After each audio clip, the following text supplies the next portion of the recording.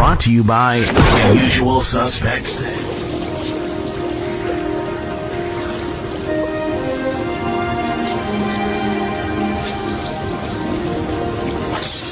It's the Find a Boxer game, and we looking for the big fish.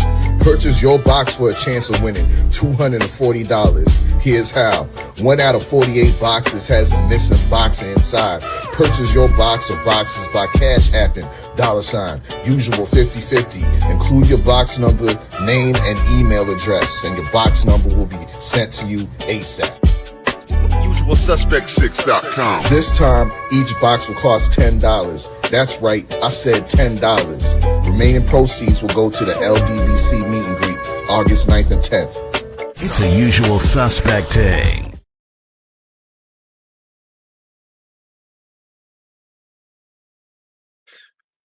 Yes, sir. We live.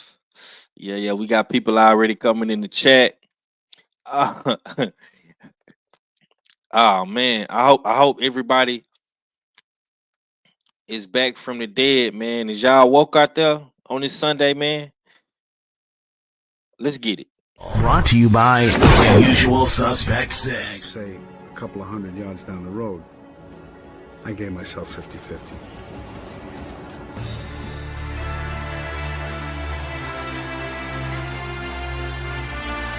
UsualSuspect6.com.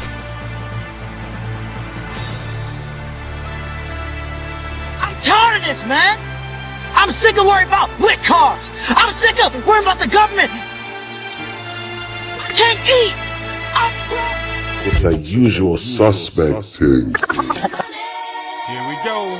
Money talk. Here comes the money. When we first hooked up, he wrote on a slip of paper, I need money. I said, shit, me too. And we started making it together after that.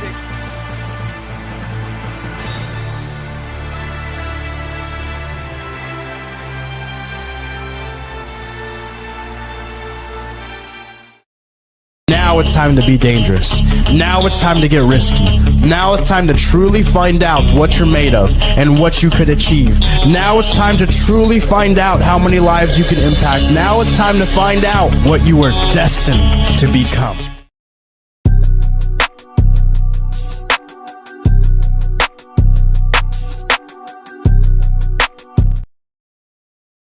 To live is to risk it all. Otherwise, you're just an inert chunk of randomly assembled molecules drifting wherever the universe blows you. Come on, everyone. Keep healthy, keep healthy. Come on, everyone.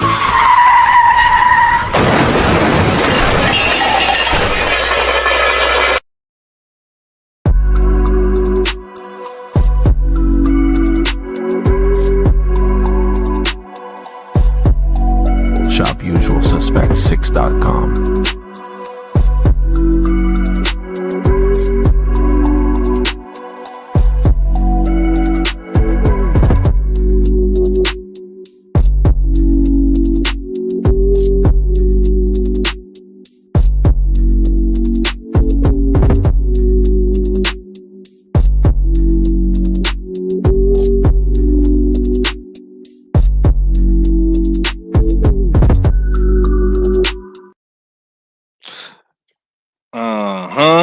Hey, what it do, man? It's your boy 503 Lineman, Hard Hitter Sports and Entertainment.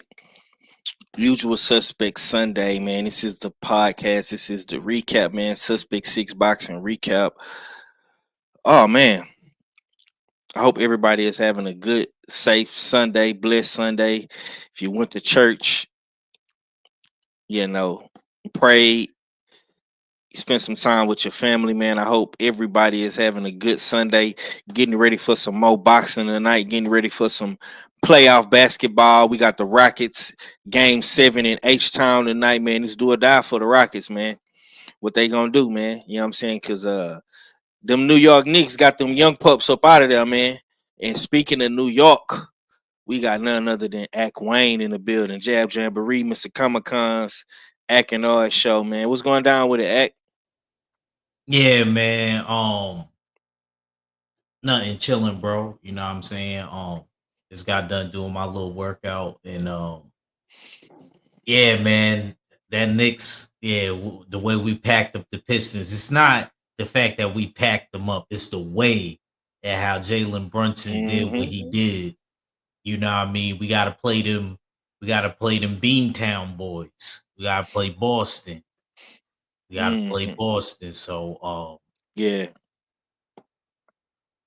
um, definitely looking forward to that uh series because Jalen Brunson and Jason Tatum, you know, they got a lot of history since the high school days playing against each other. So Right.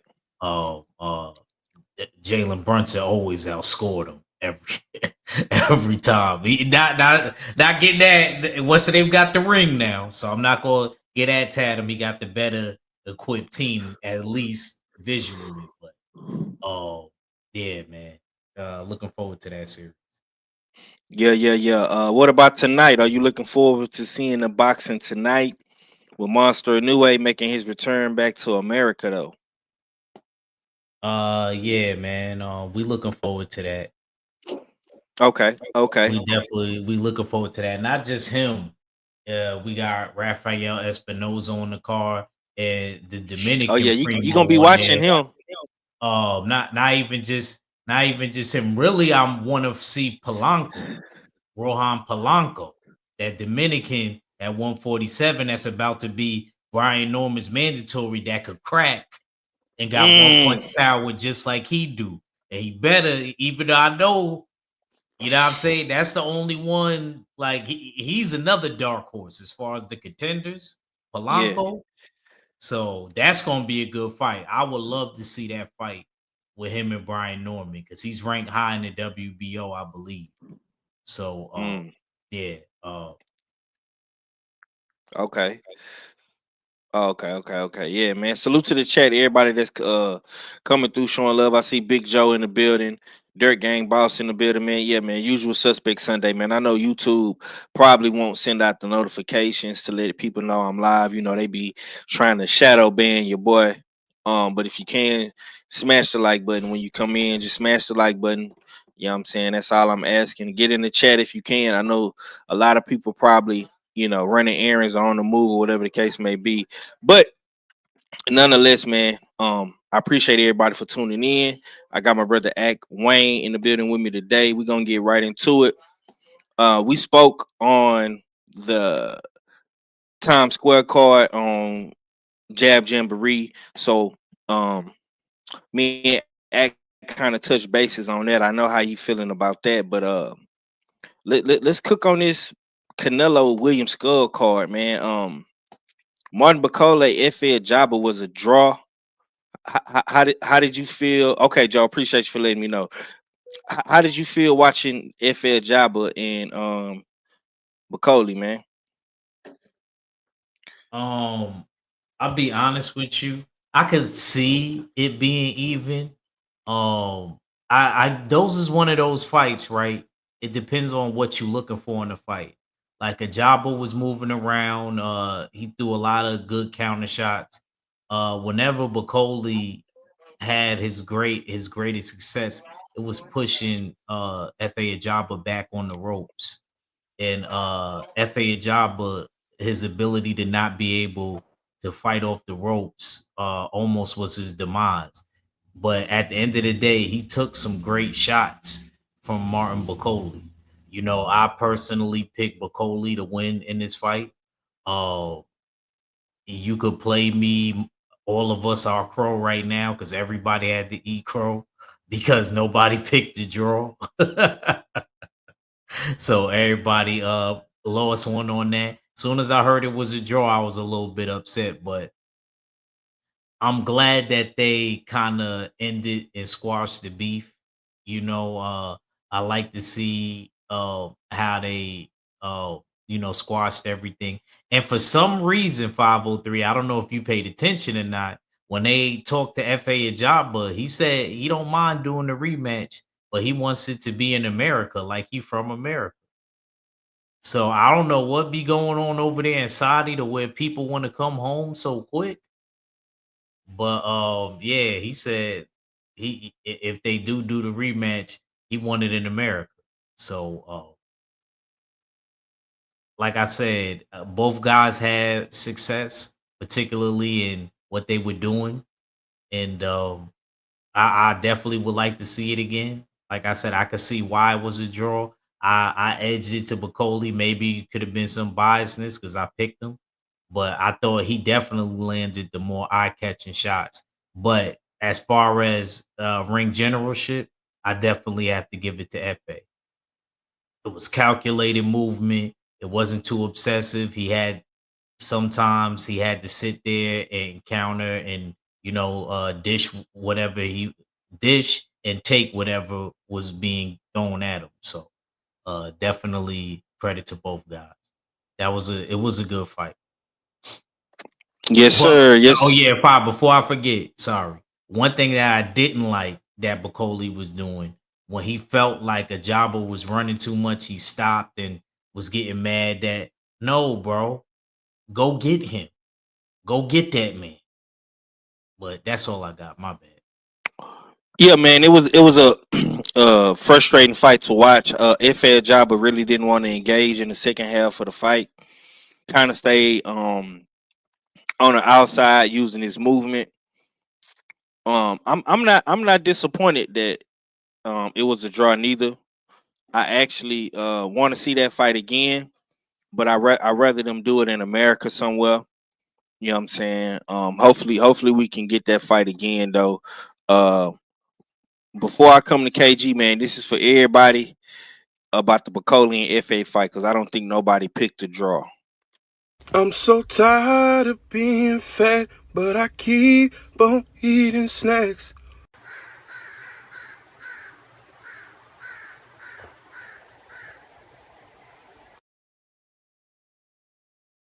We got the good doctor in the building, man. What's going down with the KG? Shit, what's up, Five? What's going on with you, at? Hey, chat. What's up, man? Another day in paradise. Yes, sir. Yes, sir. Let's go and get right to it, man. How did you feel about the FA job of Bacoli fight, man? I didn't see it from the beginning. When I came in, I thought I was in the backstage, but I wasn't. I was just talking to myself backstage. I was asking everybody. I said, "Is FA winning this fight?" Because it looked like he is. When I finally got pulled up, that round had ended. They came into the next round, and I'm watching Bacoli. I'm watching them FA get hit, and I'm hearing people say, "Oh, like don't you know what I'm saying? Like don't fuck up the church's money." So I was under the impression that FA was winning from what I saw, but I seen him, like I said, with Bacoli still being able to be in his chest. And then when they got called a draw, I said, "Was that a draw?" And everybody that I asked, they was like, "No, FA won that fight." Even people that picked Bacoli. So yeah, I think it was the homie hookup for Bacoli because you still owe me. You messed up taking the damn Joseph Parker fight on short notice, and you messed up some money. You're supposed to win this one, and I guess they deemed it close enough to say, "Know what? Give his ass a draw because he got to still recoup the money that he's supposed to be getting from me." So that's all I got on that fight. Yeah. Okay. Let's see what they saying in the chat real quick. Salute to the homie Kano Loco, my boy TD in the building. Everybody bigging up everybody. Yeah, man. Salute to everybody coming through showing love, man. Usual Suspect Sunday. Suspects 6 boxing recap, man. I'm not gonna lie, y'all. It was this fight week was definitely I want to say, I don't necessarily want to say boring, but I'll just say underwhelming. It was like below average. You know what I'm saying? It was uh disappointing because when you see all these great names, you see all these great guys going up against one another, you have an expectation. Everybody has an expectation as a fan in some shape, form, or fashion, whether you breaking down the fight analytically, you betting, you know what I'm saying, if you got money on the fight, you trying to win some money, or you just a fight fan and you want to see a good fight. You know what I'm saying? Just like, this weekend, we seen some good playoff basketball. We seen some game sevens, some game sixes. We want to be entertained at the end of the day, man. All athletes are some form of entertainers in their own way, whether they're boxing, playing basketball, football, whatever the case may be. Um, salute to the homie OG Mr. Mont. Um, salute to the homie Grand Region. Trag in the building as well. Salute to y'all, man. OG Mr. Mont say FA won, but he lucky it wasn't a 12 rounder. Yeah, he lucky it wasn't a 12 rounder. Yeah. Yeah, man. It couldn't be a 12. It couldn't be a 12 rounder because it wasn't for the IBF mandatory spot no more because Bacoli already lost to Joseph Parker. So that kind of played a factor into Bacole taking two losses, with a loss and a draw back to back. You know what I'm saying? So we gon' we gonna see what happens moving forward. I'm gonna ask y'all this before we go to the next fight. Salute to the homie Jordan Smith in the chat as well. KG, do you want to see the rematch again, or do you want to see both fighters go on to do something else? We gotta see the rematch, man. We gotta see who the king of Africa is, because that's what they was saying it was. So we gotta see it.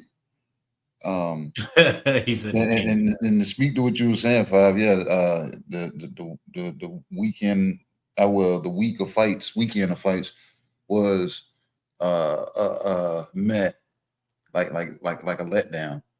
I think because the way it was built. But yeah, this fight was a robbery, if you want to call it that, you know what I'm saying, but not highway robbery, or not a person that robbed somebody without a gun and took them for everything that they had. But it was too close, but more so in FA's direction. So yeah, I think they need to do this because Bacoli needs to be, you know what I'm saying, found out, because ever since he went on his little knocking out Big Baby Anderson and beating this person up and getting under Big Turk's radar, he don't look the same. He and his dedication to working out and staying in shape and staying conditioned is showing through and through. You know what I'm saying? Because you didn't have a full camp with Joseph Parker. You got beat up. Got stopped. You had a fight with FA. You had a whole camp. You know what I'm saying? You should be in a lot more better shape than FA right now, to be honest, because you just came off of a fight. You just fresh out. And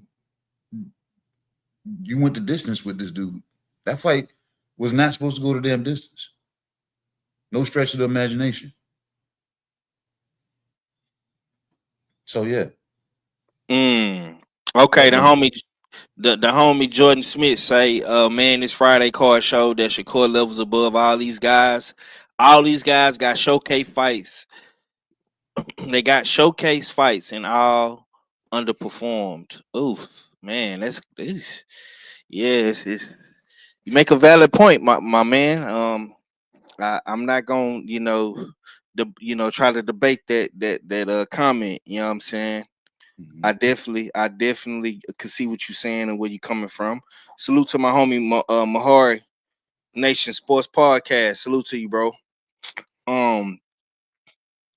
Ak, I'm gonna ask you the same question, man. What you want to see next? Do you want to see the rematch, or should these fighters go on their separate paths to do something else? Yeah, man, they definitely should run a rematch back, even if they don't do it right away. I would like to see it right away. Personally, wherever it's at, America back in Saudi, wherever, Africa, however they want to build it, or put on the undercard, or have it as its own event. I would definitely like to see it again.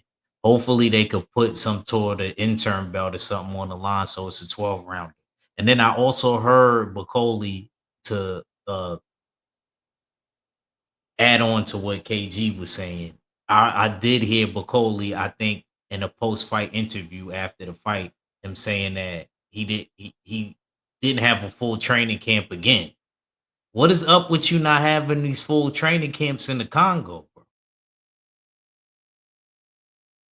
Because that joint had me real frustrated.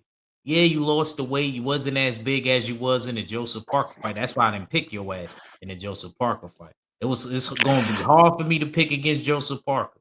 Unless he fighting Idjit Dan- Caballero.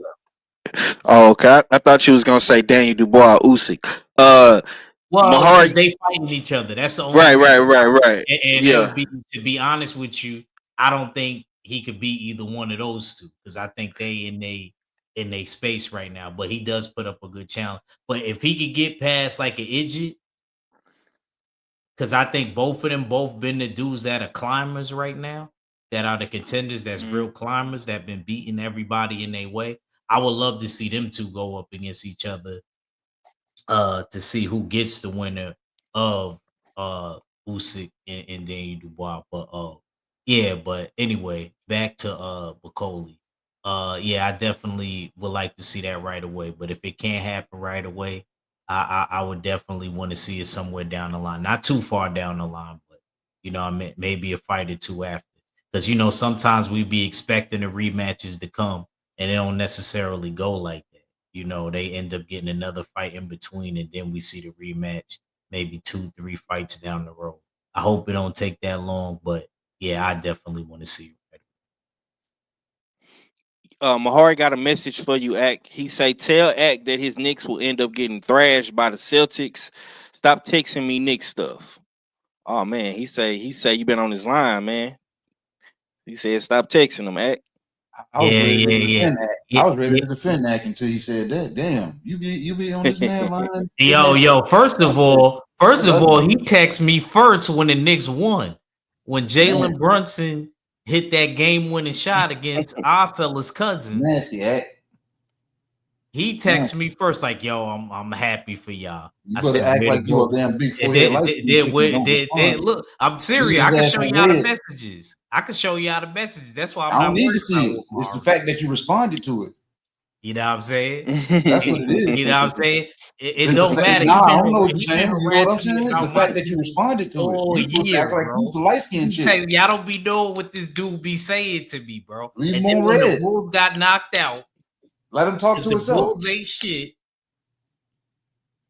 shit at all.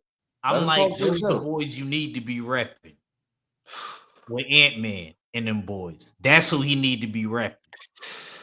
Yeah, it seemed like to me, it's just my theory. I could be wrong, but it seemed like ever since Mahori got busted on that court last year, I guess Ack is the guy he want to talk basketball with now. Yeah. Now, I'm gonna tell you something too, Mahari. You gonna get busted up again, bro. So Again. yeah, you might as well just take your L like a man this year. Don't have no excuses, okay? You know what I'm saying? All right, moving right along. Let's see what else he say. He say, oh, he laughed. Okay, he didn't say nothing. Salute to everybody though for pulling up, man. He say he gonna be ready, man. I hope you do be ready, bro. I hope you do be ready. You know what I'm saying? Get your team together, brother. Cause the suspects we coming in hot and hard, and we not gonna. I'm telling you right now, Mahori, it ain't gonna be. You're not gonna get nothing easy. You're not gonna get nothing easy. You're gonna get fouled. You're gonna get bowled. You're gonna get hand checked. You have to You're work gonna for have to work everything. for everything, brother. Yeah, this ain't finna be no going up against no white boy in no park. I'm telling you that right now. You know what I'm talking about? But moving right along, salute to my sister Cameron Fields coming through. Big Cam in the building. Salute to you, sister. Canelo versus William Skull, man. Primo. Now I had this stat pulled up in front of me. So it's reported that Canelo Alvarez versus William Skull just set the record for the fewest combined punches thrown in a 12-round fight, with only 445 punches thrown, man. 445 punches strong, and this is another fact and stat. I know y'all like looking at the stats, right? So Connor Ben and Chris Eubank threw more punches than all of the weekend fights combined, minus Monster Inoue and Cardenas. So Canelo and Primo, they threw 445.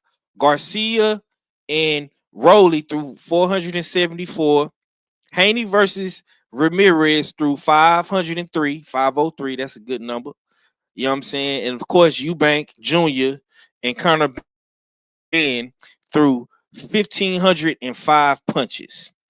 1,505, man. So that's the punch stats for the last 2 weeks of fights. Conor Ben and Eubank out through all these guys combined. KG, you go ahead, my brother. I'm sorry, man. I don't even know what your question is, but I want to make light of something that I think people are misconstruing. I think people on a surface level are looking at the punch stat numbers. People that's like-minded like me, I'm not looking necessarily at the numbers. I'm looking at the efficiency and what the cast was in the ring. You know what I'm saying? So if you had a runner, or if you had somebody in front of you, or if you had somebody throwing punches, I'm not looking at necessarily the punch count. I'm looking at what you had to work with. That's what the translation. The translation. You looking to see is the numbers affecting the actual pace of the fight. Yeah, because like based off of what you're doing and not doing, and then when I see the numbers at the end of the fight, you're like, this that bullshit. That, you know what I'm saying? Versus you seeing, right. You seeing action, you seeing spotty action. You're seeing the action more than the no action. So when you're seeing that, and then you get to the end of the fight and you see a punch count number, and you're like, damn, that's kind of, you know what I'm saying, exact as this number over here. But it was more action. You get what I'm saying? Based off of when the for sure.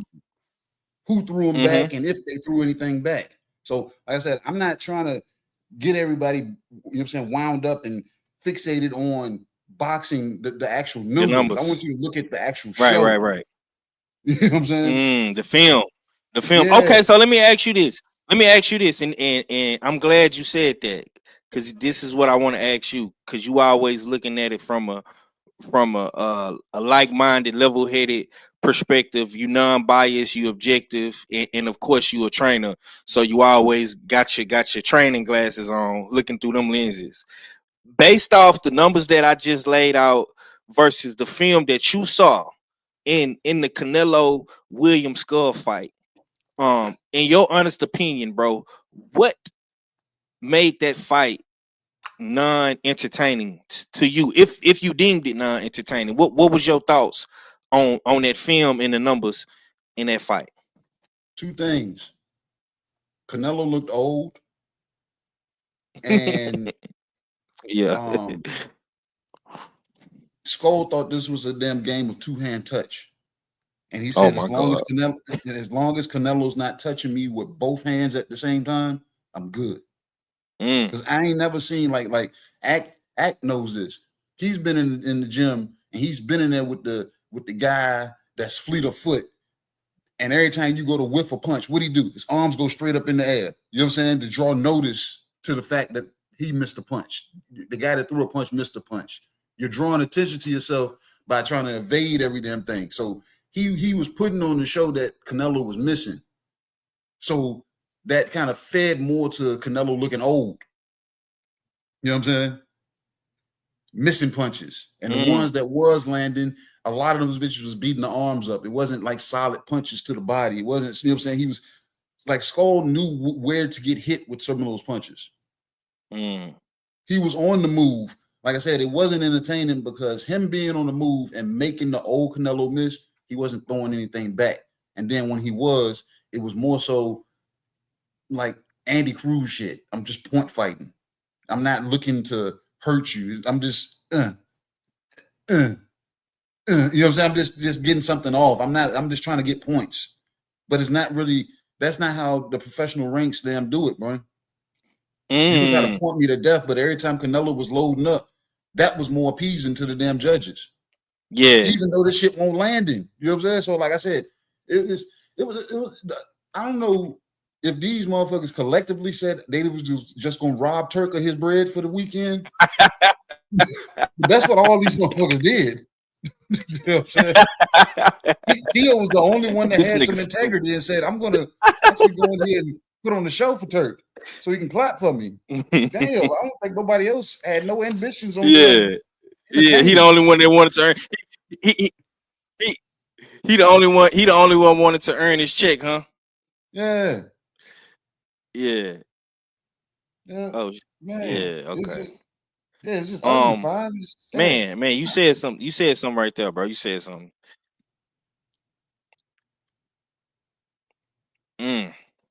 Okay, Ack, I'm gonna slide over to you, man. It's Primo, man. You wasn't too confident in your Primo. You obviously you didn't pick him to win. You know, you've been watching and studying the Cubano boxing, man. What was your thoughts, man, on Canelo and Primo, man, getting the lowest amount of punches in a 12-round fight?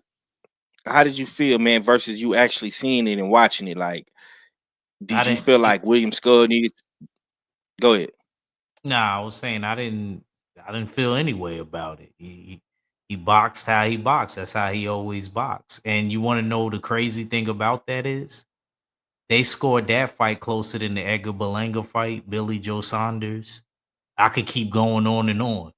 It's funny how people, how things get perceived and then the actual outcomes of the fights. You know what I mean? Probably except Jaime. Jaime probably was the closest. You know what I mean? To getting the highest scorecard by the judges than outside of William Skull. William Skull, he moved, but there was sometimes in spots where he hit Canelo. Canelo couldn't land clean on him. Canelo was the busier, more aggressive fighter, so I understand why the judges give it to them. But I seen a very frustrated Canelo, a very slow-footed Canelo. Not that he had the quickest feet anyway, and this is the version of Canelo that everybody is telling me that is just going to dog walk Terrence Crawford. And Terrence Crawford could do all those things William Skull does plus more. So I hope those people that's so confident on Canelo, still confident after watching that fight. Because with that type of fighter, and William Skull, it almost brought me back to one of my other primos, 503.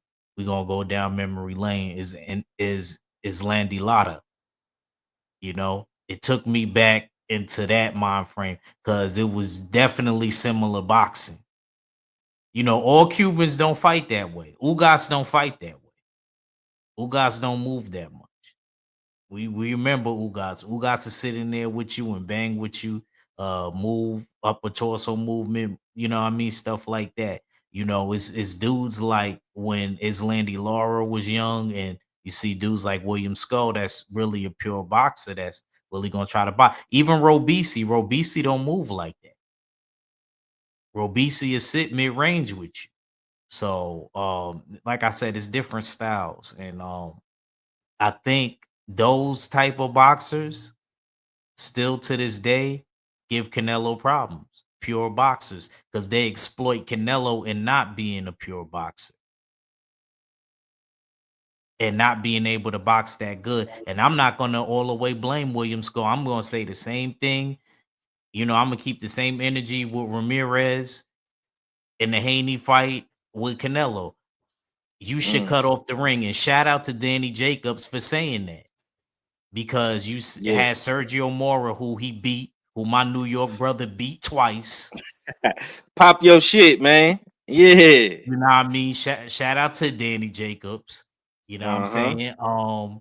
And he said some real shit. He said, no, we need to hold Canelo accountable. He knew who he was fighting. It's not like he's a last minute replacement guy. You knew you was built up to fight this guy a long time. You're supposed to be able to negate that and cut off the ring. See, this is where people don't give Javante Davis a lot of credit. But when Frank Martin was moving, what did Tank do? He applied pressure. Eventually, he got to him. Hole in one. Yep.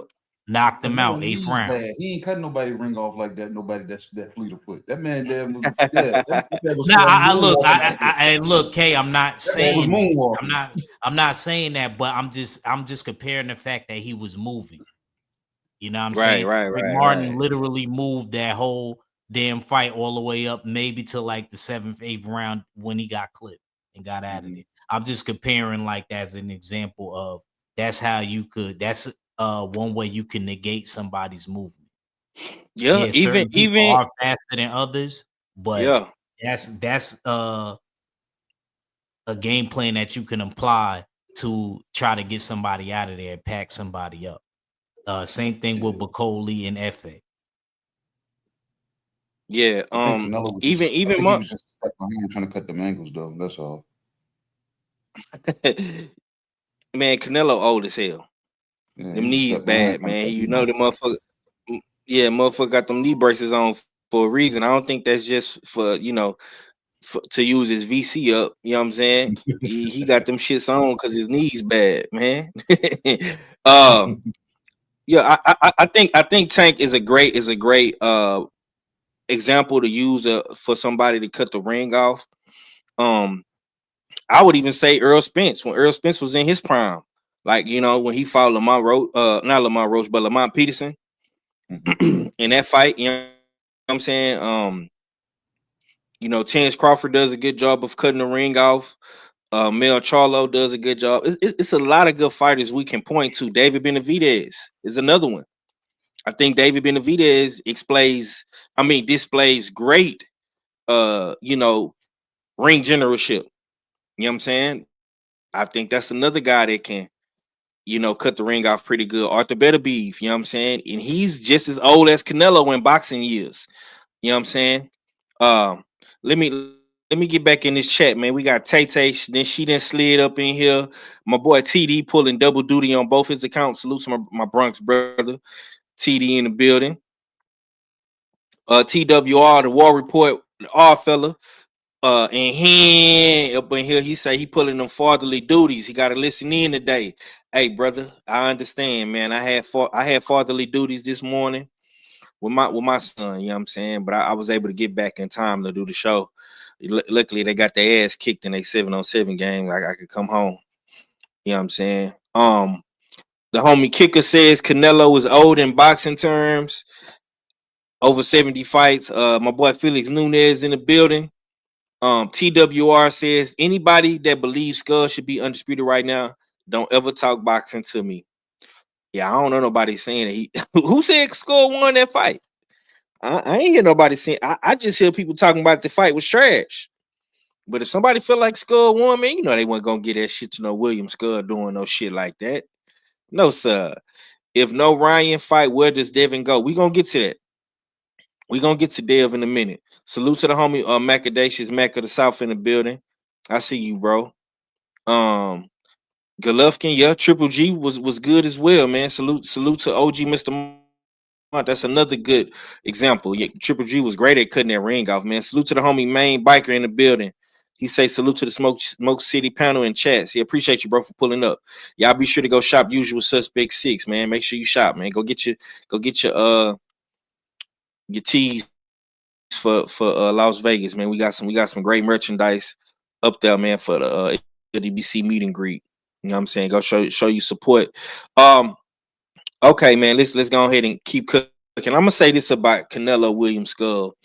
I think Skull had obviously he had a game plan to use lateral movement. I just wish that he would have displayed more of an offensive attack.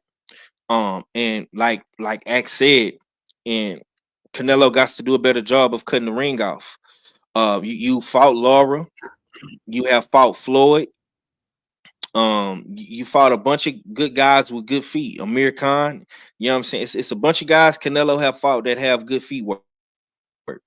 There's no reason why you're not able to cut the ring off. There's no reason why. But like KG alluded to, and salute to the usual suspects because they got great boxing minds. But like KG made a good point. You know what I'm saying? We know that Canelo is old, long in the tooth, bad knees, bad shoulders. You know what I'm saying? And he only got a couple more fights before he get up out of here. He only got a couple more fights before he get up out of here, y'all. So, and that's the link right there to go shop Usual Suspect 6, man, to go get you some of that good merchandise. Like I say, we got a bunch of shit going on. 50-50 draw, find a boxer. We looking for Earl Spence. We looking for Mario's Barrios. We got the US6 fight pool season 2 coming up as well. Salute to everybody that's in the fight pool for season 1. We also seen Terence Crawford ringside after the fight. Him and Canelo did the face-off, man. That's looking like the fight that's going to be taking place in September in Las Vegas. And word on the street is that Dana White will be promoting that fight. KG, I'm gonna slide back over to you, man. Based off what you saw, man, with the film, because I know you big on film. The film that you saw on Canelo versus the film that you saw on Terence Crawford, in they last little couple of fights, man. Are you giving Crawford a opportunity to beat Canelo in a fight in September? Almost definitely. And it's based off of what I've been telling people from jump. And it's the same reason I told people why I picked Bud over Earl.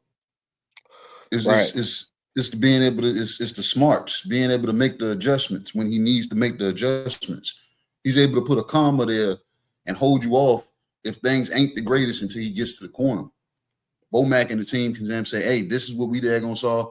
Tie this to what you were doing and subtract this and add this. Boom. And you can instantly see the transition once he makes it back out to that ring. You see the adjustments as soon as he gets back out to the ring.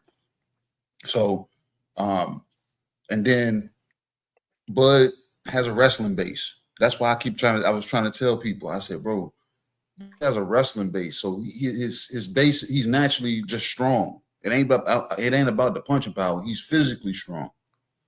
Y'all been underestimating him because of his size. He's come from 35 and worked his way up the damn ladder. But at the same time, the dude has been this strong.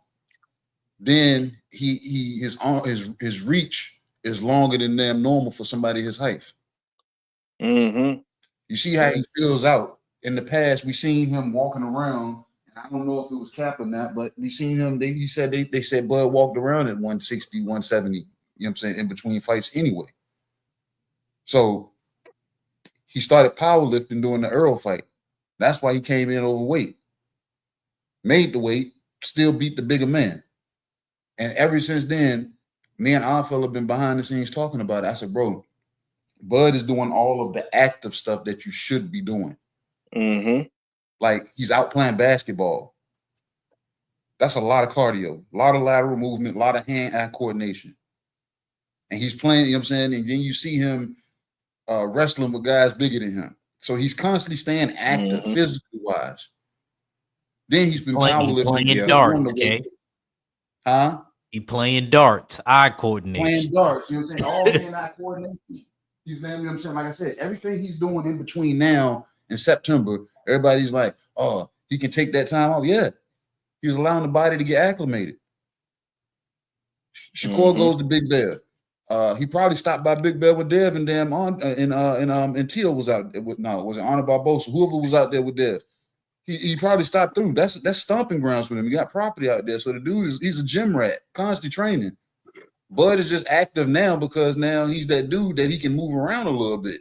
You're seeing him everywhere. You're actually seeing him being interviewed. Yeah. You know what I'm saying? Yeah. I'm not gonna lie, man. Bud, yeah, Bud, to piggyback off what you said real quick before I let Act go, Bud been every fucking well, man. He's everywhere, bro. Like literally. I seen that motherfucker in New York Friday and he was in Saudi Saturday. I said, well, goddamn. You must have got on. You must have got on the jet with Turk. You know what I'm saying? Yeah, man. Like shit. Yeah, but listen, man. I'm gonna say this, bro, and I'm gonna continue to say this, and this is for all my Earl Spence fans. Let me look at this camera and tell y'all this. Terrence Crawford is living Earl Spence's dream. It's not supposed to be Earl Spence. I mean, it's not supposed to be Crawford in this limelight now. That was reserved for Earl Spence Jr. Terrence Crawford took Earl Spence's O and he took his dream. We was always talking about, and KG and Act, and a lot of people was in the building. We was always saying, oh man, Earl Spence versus Canelo. Yeah, Earl Spence gonna go up and wait and fight Canelo. Man, that thing would be so big in Texas. Man, they'll put 100,000 in Jerry's world. We was always saying that, bro. So everything that I'm seeing Terrence Crawford do, he took that shit from Earl Spence. He took it. And I don't care who get mad or got whatever to say, bro. Earl Spence then fell off, bro. He fell off, bro. He ain't even out here active no more, bro. Crawford is living that man's dream. He's making all of the money, getting all of the clout, getting all of the legacy. And if he beats Canelo, which I'm not gonna lie, bro, after watching that shit last night, I'm gonna be real, bro. Canelo put me to sleep. That shit put me to sleep. I'm just gonna be real with you, bro. Crawford is finna get in that. He's finna go to that goddamn Colorado Springs and he finna lock in. He finna lock in, bro. If he beats motherfucking Canelo in September, bro, I don't want to hear nothing about Earl Spence no more unless Earl Spence is at 154 beating niggas up. If he ain't doing that, then I don't want to hear it. You know what I'm saying? Give me your thoughts, man. And how you feel about the Terrence Crawford and Canelo fight based off what you saw from Canelo last night and what you've been seeing from Terrence Crawford, man? How do you feel about that fight, bro? Well, the beautiful thing is both of them, I guess, didn't look good as fights. But to me, Canelo works. So basically what I seen after got the victory, and I seen them finally get to do the stare down and Turkey Al-Sheikh announcing the fight. I noticed that Crawford actually seemed a little bigger to me than Canelo was. You know what I'm saying? As far as girth wise. That didn't surprise me so much because I always heard Crawford walked around at 177.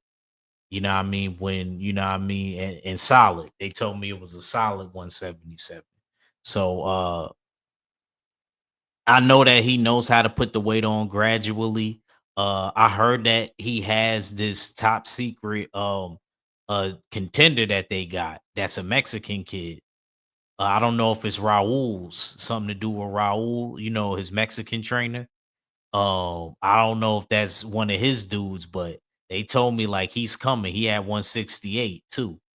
And he has a similar style to Canelo, but he could box a little bit better. I forgot his name. I wish Shawa was in the chat because I know Shawa would put the link in there to who he is. But yeah, you know, so I heard Crawford's prepping with him. And I'm pretty sure knowing Crawford and knowing the team and how calculated they are, they're more than prepared for this fight. You know, I don't think that it's just going to be a victory as far as physically. I think it's going to be a mental victory too for Terrence Crawford. Terrence Crawford, one thing I know about Terrence Crawford, he's going to try to bring his A game.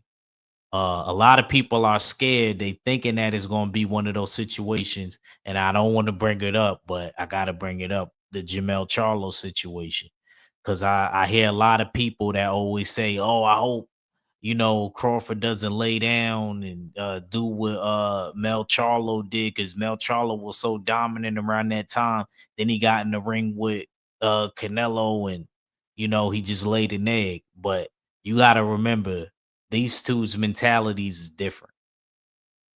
Terrence Crawford tries to look, bro. He beat Eddie Hearn in darts. He plays darts. You know what I'm saying? Come on, who in the ghetto play darts? Five, you play darts? Keep it real. I know you played it probably before, but Yeah, what I mean? yeah. I have played it before, but when I'm going like to like a go-kart track or to like a bar or something, I'm looking for that ice hockey, air ice hockey And table. see, I'm not you I'm not see, looking you're a for little no. different than me. Yeah, Me, I'm looking for the pool table. Yeah, I'm looking for the yeah, pool yeah, table yeah, in yeah. the darts board. I play darts. Yeah, I So don't. Yeah.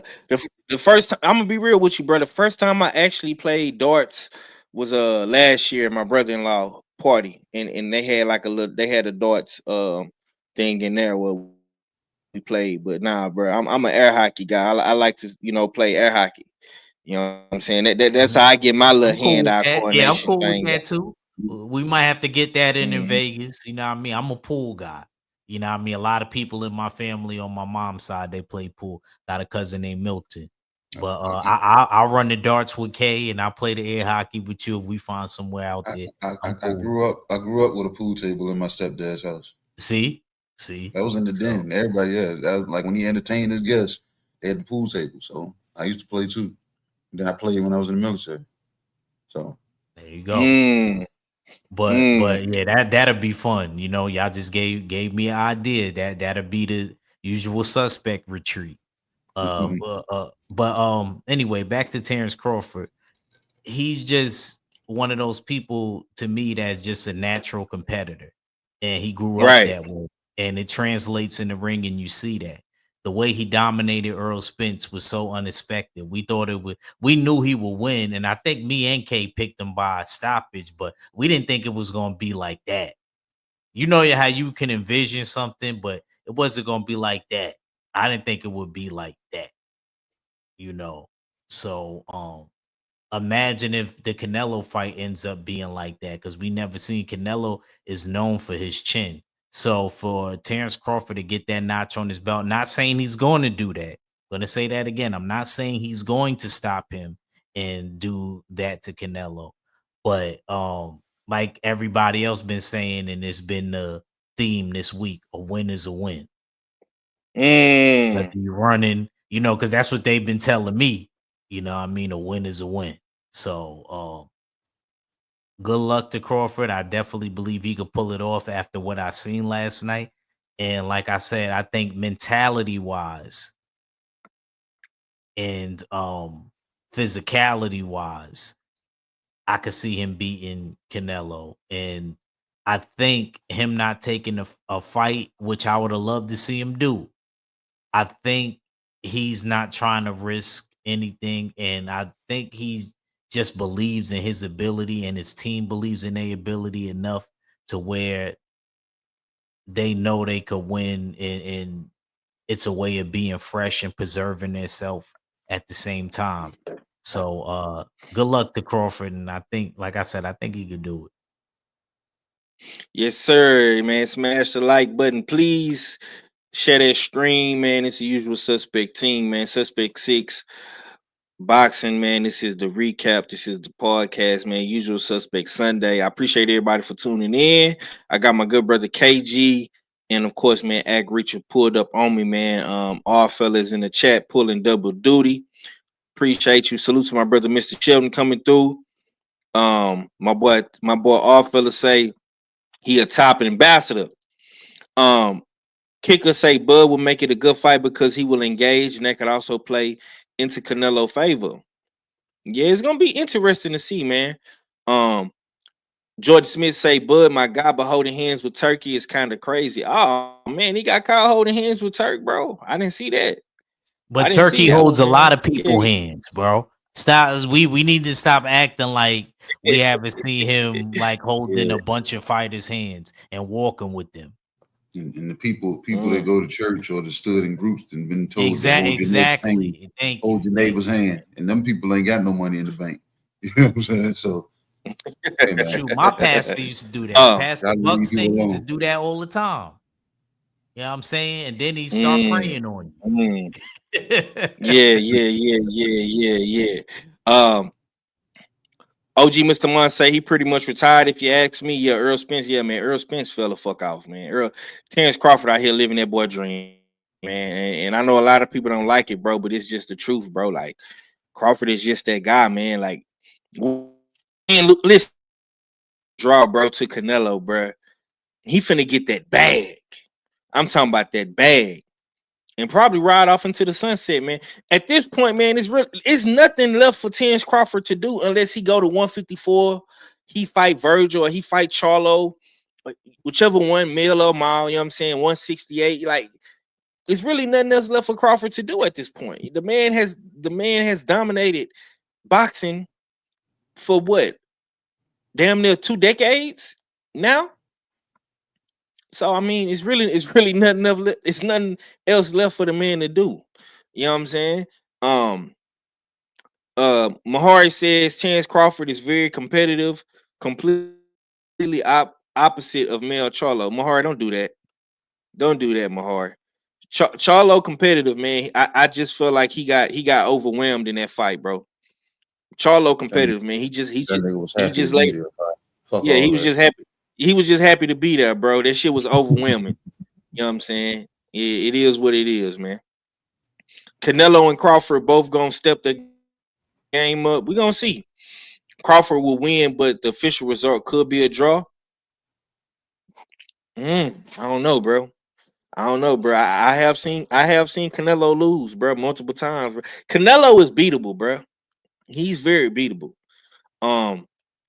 OG Mr. Mont says my only concern is Crawford actually beating Canelo but losing on the card. He's not gonna win a close fight on the cards, in my opinions. Well, Mr. Mont, I say to that, don't make it close.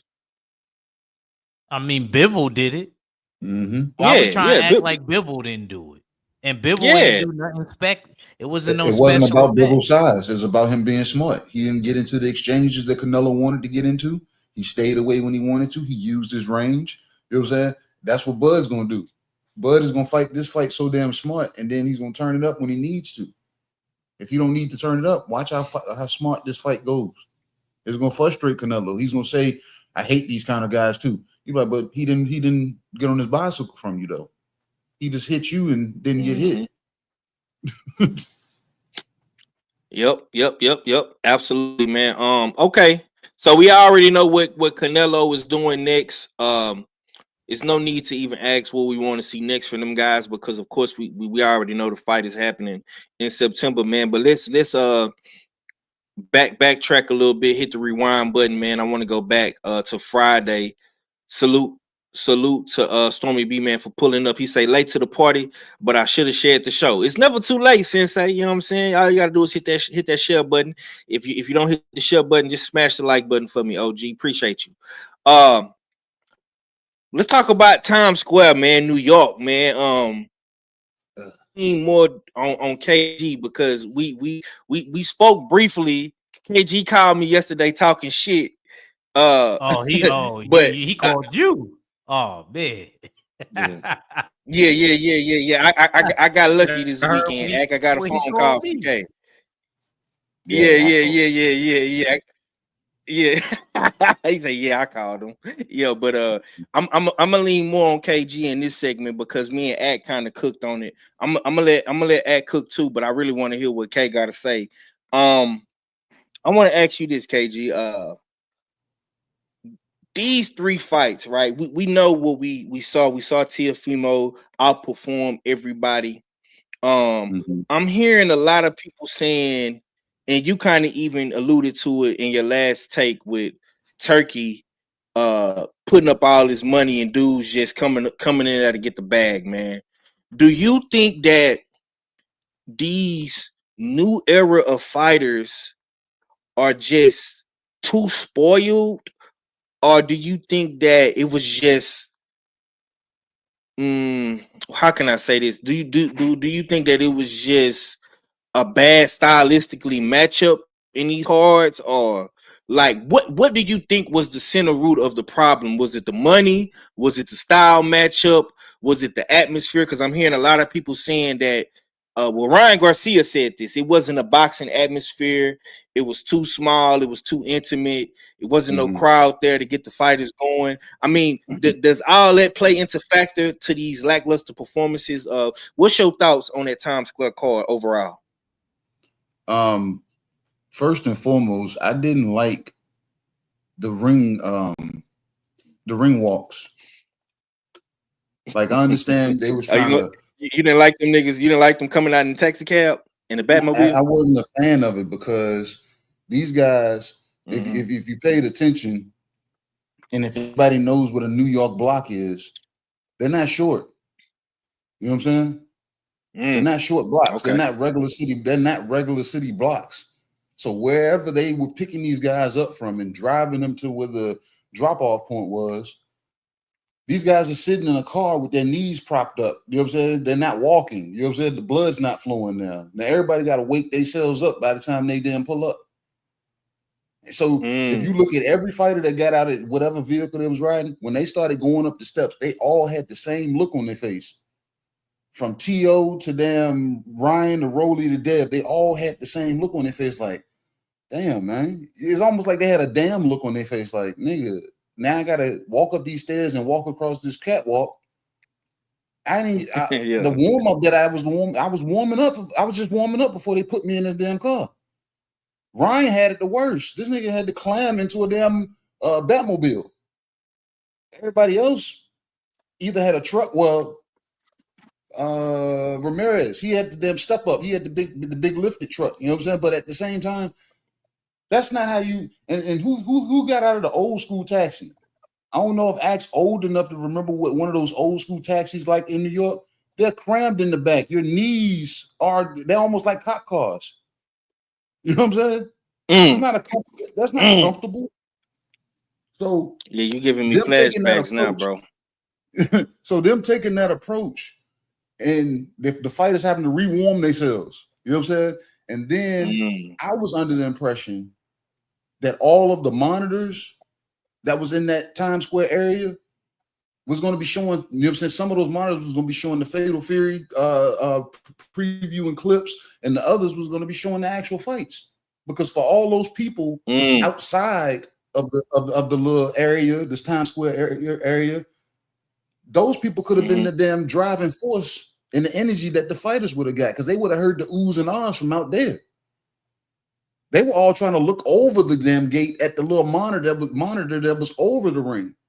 You can't really get a real, you know what I'm saying, real feel. I thought when Turk kicked up the 15 mil, it covered those monitors also. But it's like, I think that went into the Fatal Fury budget because it was playing mostly the Fatal Fury previews and highlights and stuff for the game and stuff.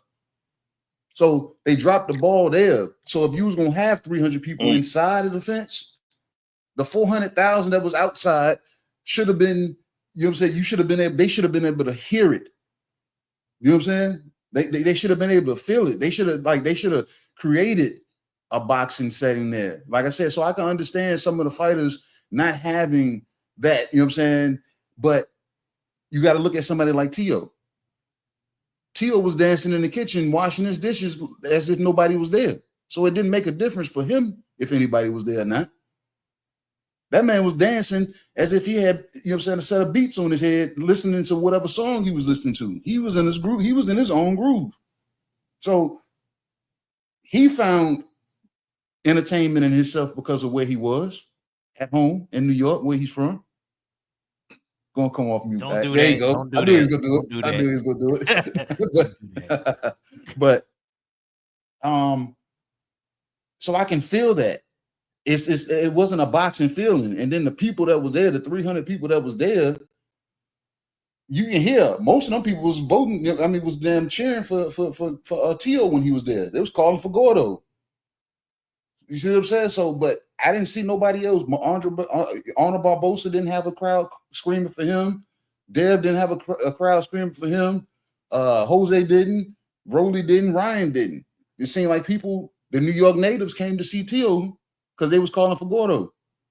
So, like I said, I think this turned on everybody. This card was supposed to be the build-up for the rematch for Dev and Ryan. The commercial was the build-up for Dev and Ryan. And it seemed like all that build-up that was about Dev and Ryan, everybody that didn't get camera time in the commercial and has been damn kind of asked questions past, they're the ones that performed. You know what I'm saying? The cool, calm, and collected, surprisingly, Rolly is the one that damn surprised everybody. He hit everybody with reverse psychology. He won't yelling. He won't walking around with furs on with his chest out. He was just cool, calm, and collected and showed up and outboxed Ryan Garcia. You know what I'm saying? Tio, like I said, came in and did his thing. Dev, he let me down. And it's people gonna have whatever feelings they want to have about the whole situation or whatever, but he let me down. And it's because, like I said, everybody was talking about the numbers. It's not so much the numbers, it's about what you had in front of you to work with.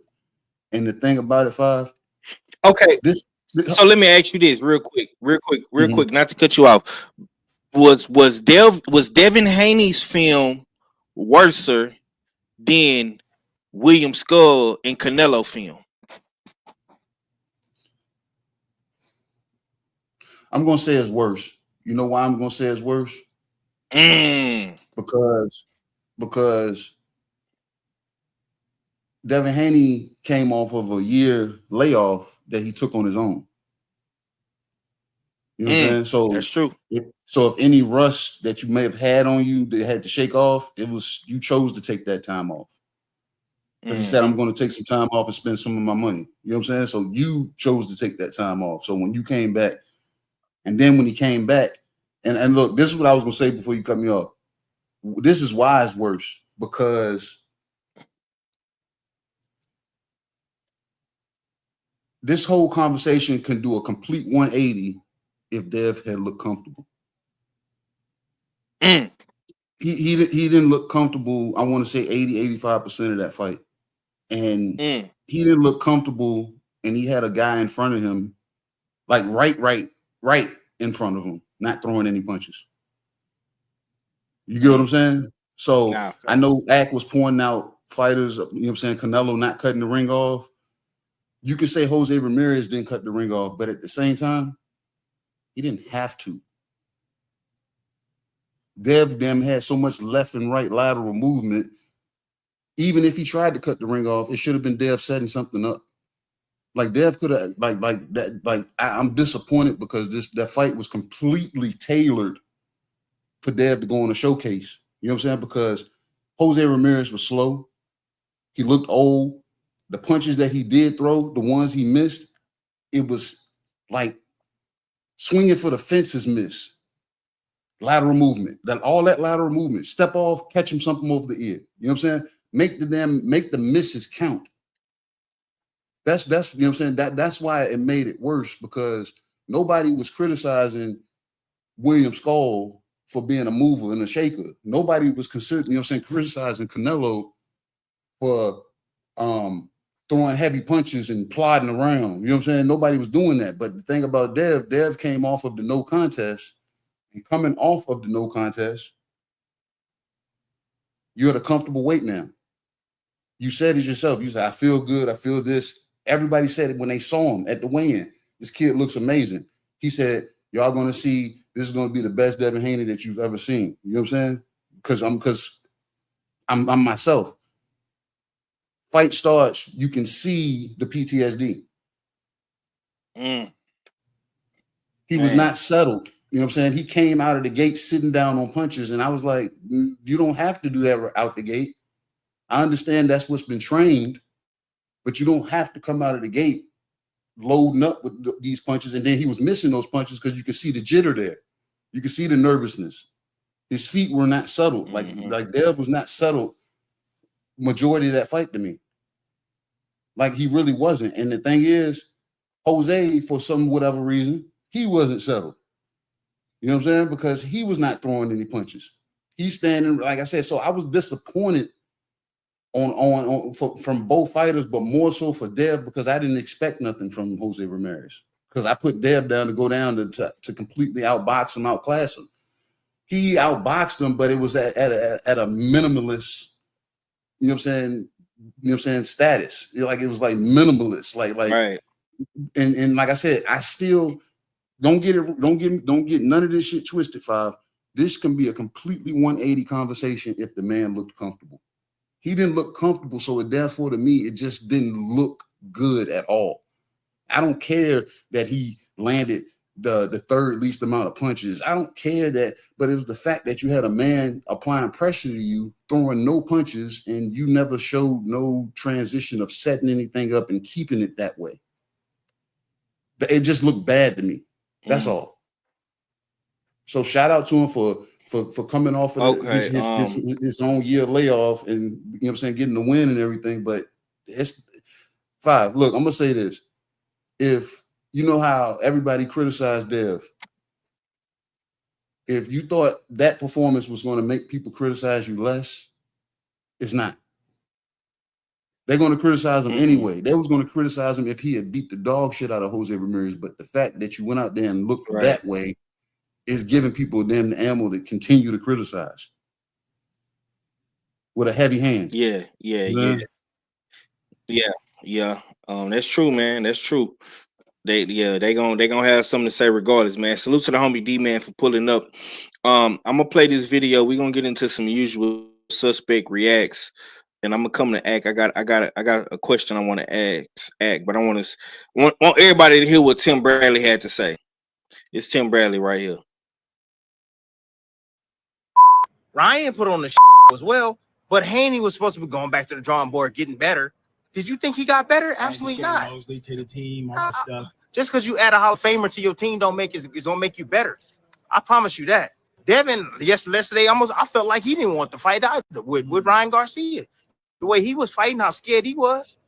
PTSD is a real thing in fighting, in boxing. It's a real thing. And I felt that's what I saw with Devin, watching him run around the ring. Man, I was like, damn, I was like, did this dude, did he train with Usain Bolt? Who the hell he trained with? I said, he running around this ring like he crazy. I'm like, yo, settle your feet down, bro, and grow some balls, man. Grow some balls and stand there and jab it and make sure it back to you. But nah, man, like, look, I take so much, bro. I was so angry after watching that, bro. I wasted my time watching that last night. Haney put on the Ryan put on the What's your thoughts on what Tim Bradley had to say, Ack? And you also sent me something from Twitter. I know you've been on Twitter. Twitter been going crazy. It's reporting that Devin Haney and Ryan probably are going to lose out on a rematch with the $30 million apiece. What is your take on what Tim said in that post you sent, bro, in the chat? Well, to the Tim Bradley thing is, I mean, I expect Tim Bradley to say, something like that.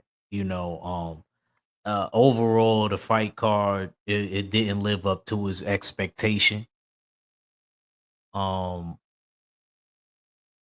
I said, I agreed a lot of what KG was saying.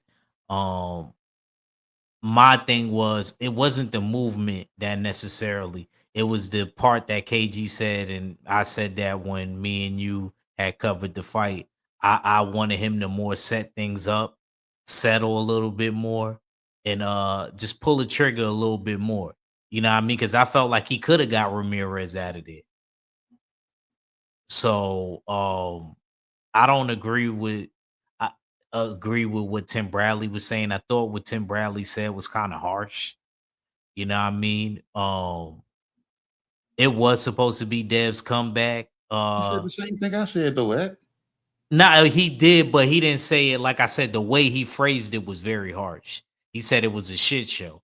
You didn't say it like kind of like what he like how he interpreted it. Put it that way. You didn't interpret it. I ain't use those words, but I was pretty much saying the same thing. That it was some shit, man. The two guys that this shit was about. The two guys that this whole situation was about stunk it up, man. I'm just being straightforward, You man. know, and I don't know if hopefully they still can get that fight off the Tim Bradley joint. As far as the joint that I sent you, the alleged thing that I heard that the 30 mil that was guaranteed to Ryan and Dev. Hopefully they didn't fumble the bag because that's a nice bag from Turk, for the rematch. Hopefully Turkey still wants to see it. From what people told me, somebody that I knew was there, I heard Turkey wasn't pleased, but I heard he's still standing by Ryan and Dev. So, and he's still rocking with them and he still wants to do business with them. So, I think that fight potentially could still happen, but if that is true, the thing that I heard about Turkey not wanting to make the fight, um, I'm not really surprised because overall, from the things that I heard, and this isn't just on Dev, Ryan, and Tio, the whole card. You heard what Shannon Briggs said. You seen my short. I'm pretty sure you seen my short video. What Shannon Briggs said. He thought the whole card was trash. He didn't just underline one person. He thought the whole, just say it that way.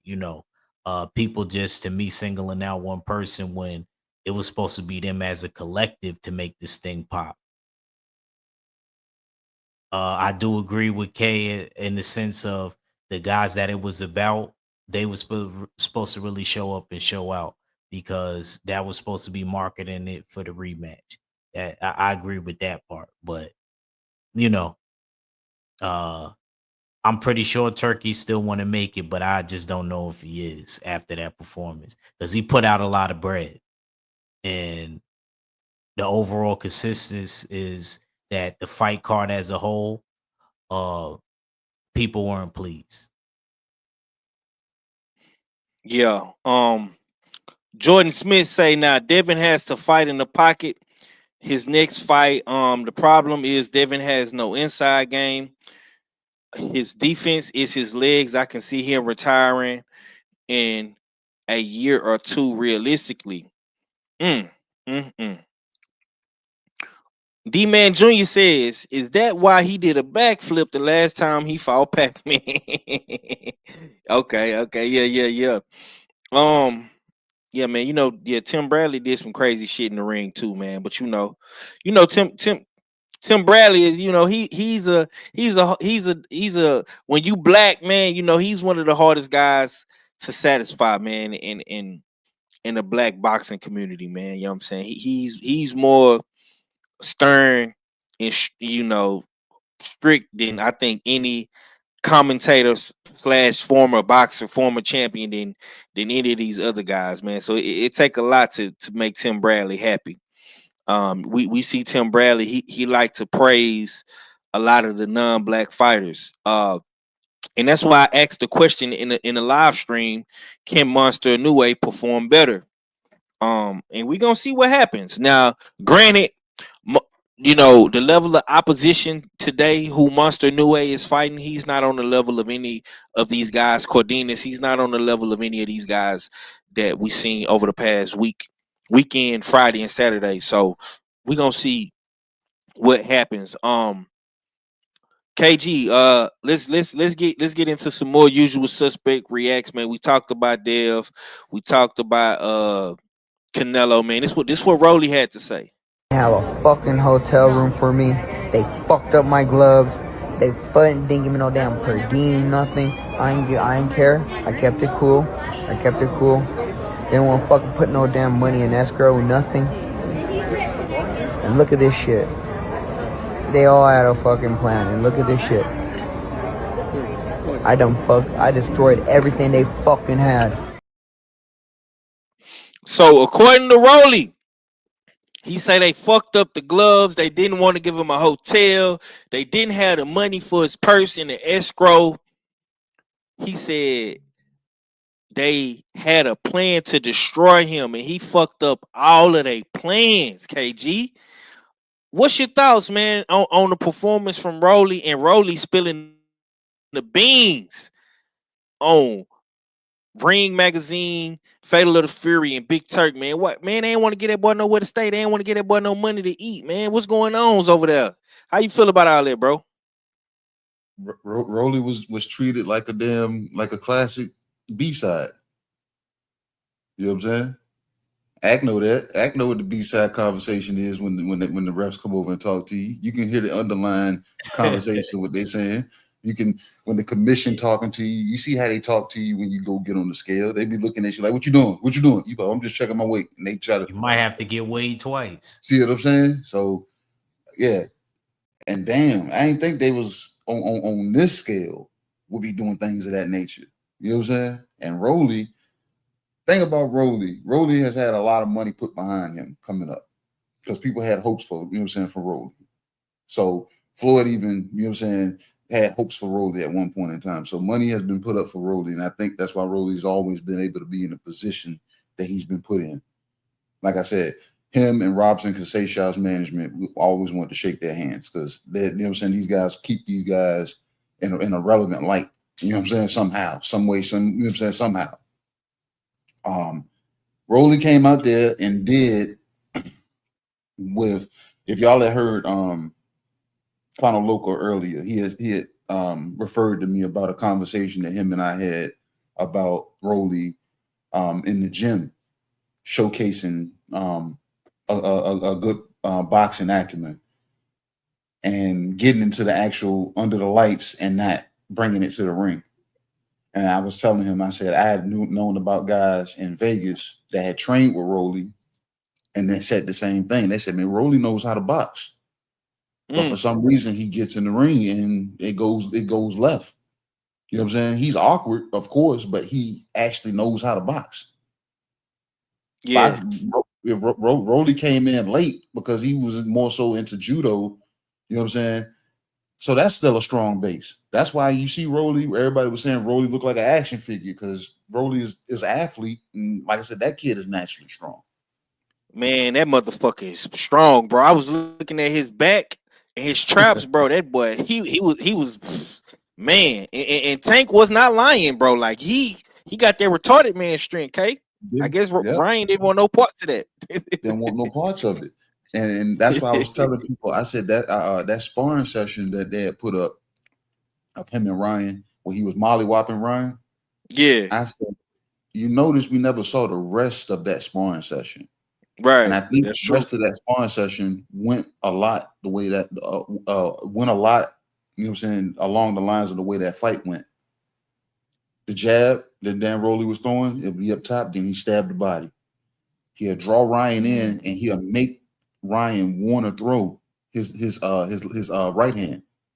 And every time Ryan wanted to throw his right hand, Rolly would throw that hook. He'll throw that left hook. Mm-hmm. How else was he able to double up on the left hook? Because Ryan is flat-footed.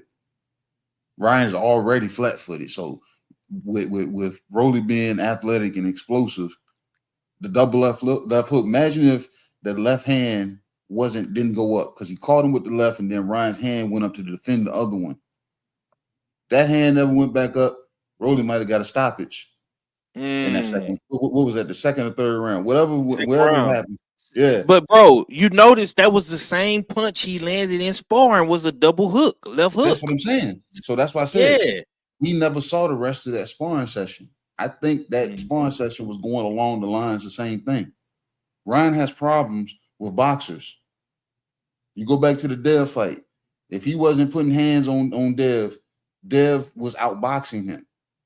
Go back to Ryan's damn fight against Luke Campbell. Luke Campbell didn't just drop Ryan. He was outboxing Ryan you know what I'm saying? So Ryan, he's never been, you know what I'm saying, on nobody's radar for being no spectacular boxer.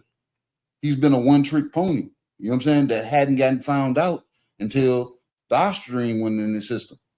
You get what I'm saying? So with that not being there and somebody like a Rolly not caring who you are, Rolly don't care. Rolly's gonna come in there and give you who he was regardless. It was you Up to you to stop him. Up to you to knock him out. Up to you to clip him before he got to you. And it didn't happen. And once he put that fear in your heart, you know what I'm saying? Rolly had it from there. So, like I said, Rolly came out there and upset it. The not the apple cart, whatever the fucking damn factory that had the apples in. You know what I'm saying? He upset it. You know what I'm saying? Because Turk was not happy. Turk did not get up in the ring and go shake Rolly's hand and say, "Hey, good job." Turk was already at the airport before damn Rolly got his hand raised. He was already on his way back to Saudi. No love for Rolly. Like I said, that was completely unexpected, and nobody was gonna show Rolly. That's like I said, Rolly was still. And look, Rolly went through this whole build up into this post fight Dago interview, still cool, calm, and collected because he know nobody was fucking with him in the first place. Man, he knew that's the damn crazy. play. It's the crazy thing. We didn't see it. We didn't see the play. Rolly knew the play. Rolly said, "Man, I ain't about to get loud and crazy because these niggas don't fuck with me. Not fucking with me." Yeah. Salute to Tay Tay. She say, without them PEDs, I feel Ryan ain't ish. She say Rolly came in and fucked up the bag, the church's money. LOL. Yeah. We got my brother, man, Supreme Beast Boxing Talk, man. Cadillac Red is in the building. We got the whole Supreme Beast Boxing in here. We got Ack Wayne up in here, man. We just missing off feeling. Stay ready today. Usual Suspect Sunday, US6 Sunday. This is the podcast. This is the recap. And Cadillac Red, man, how you feeling today on this Sunday, my brother?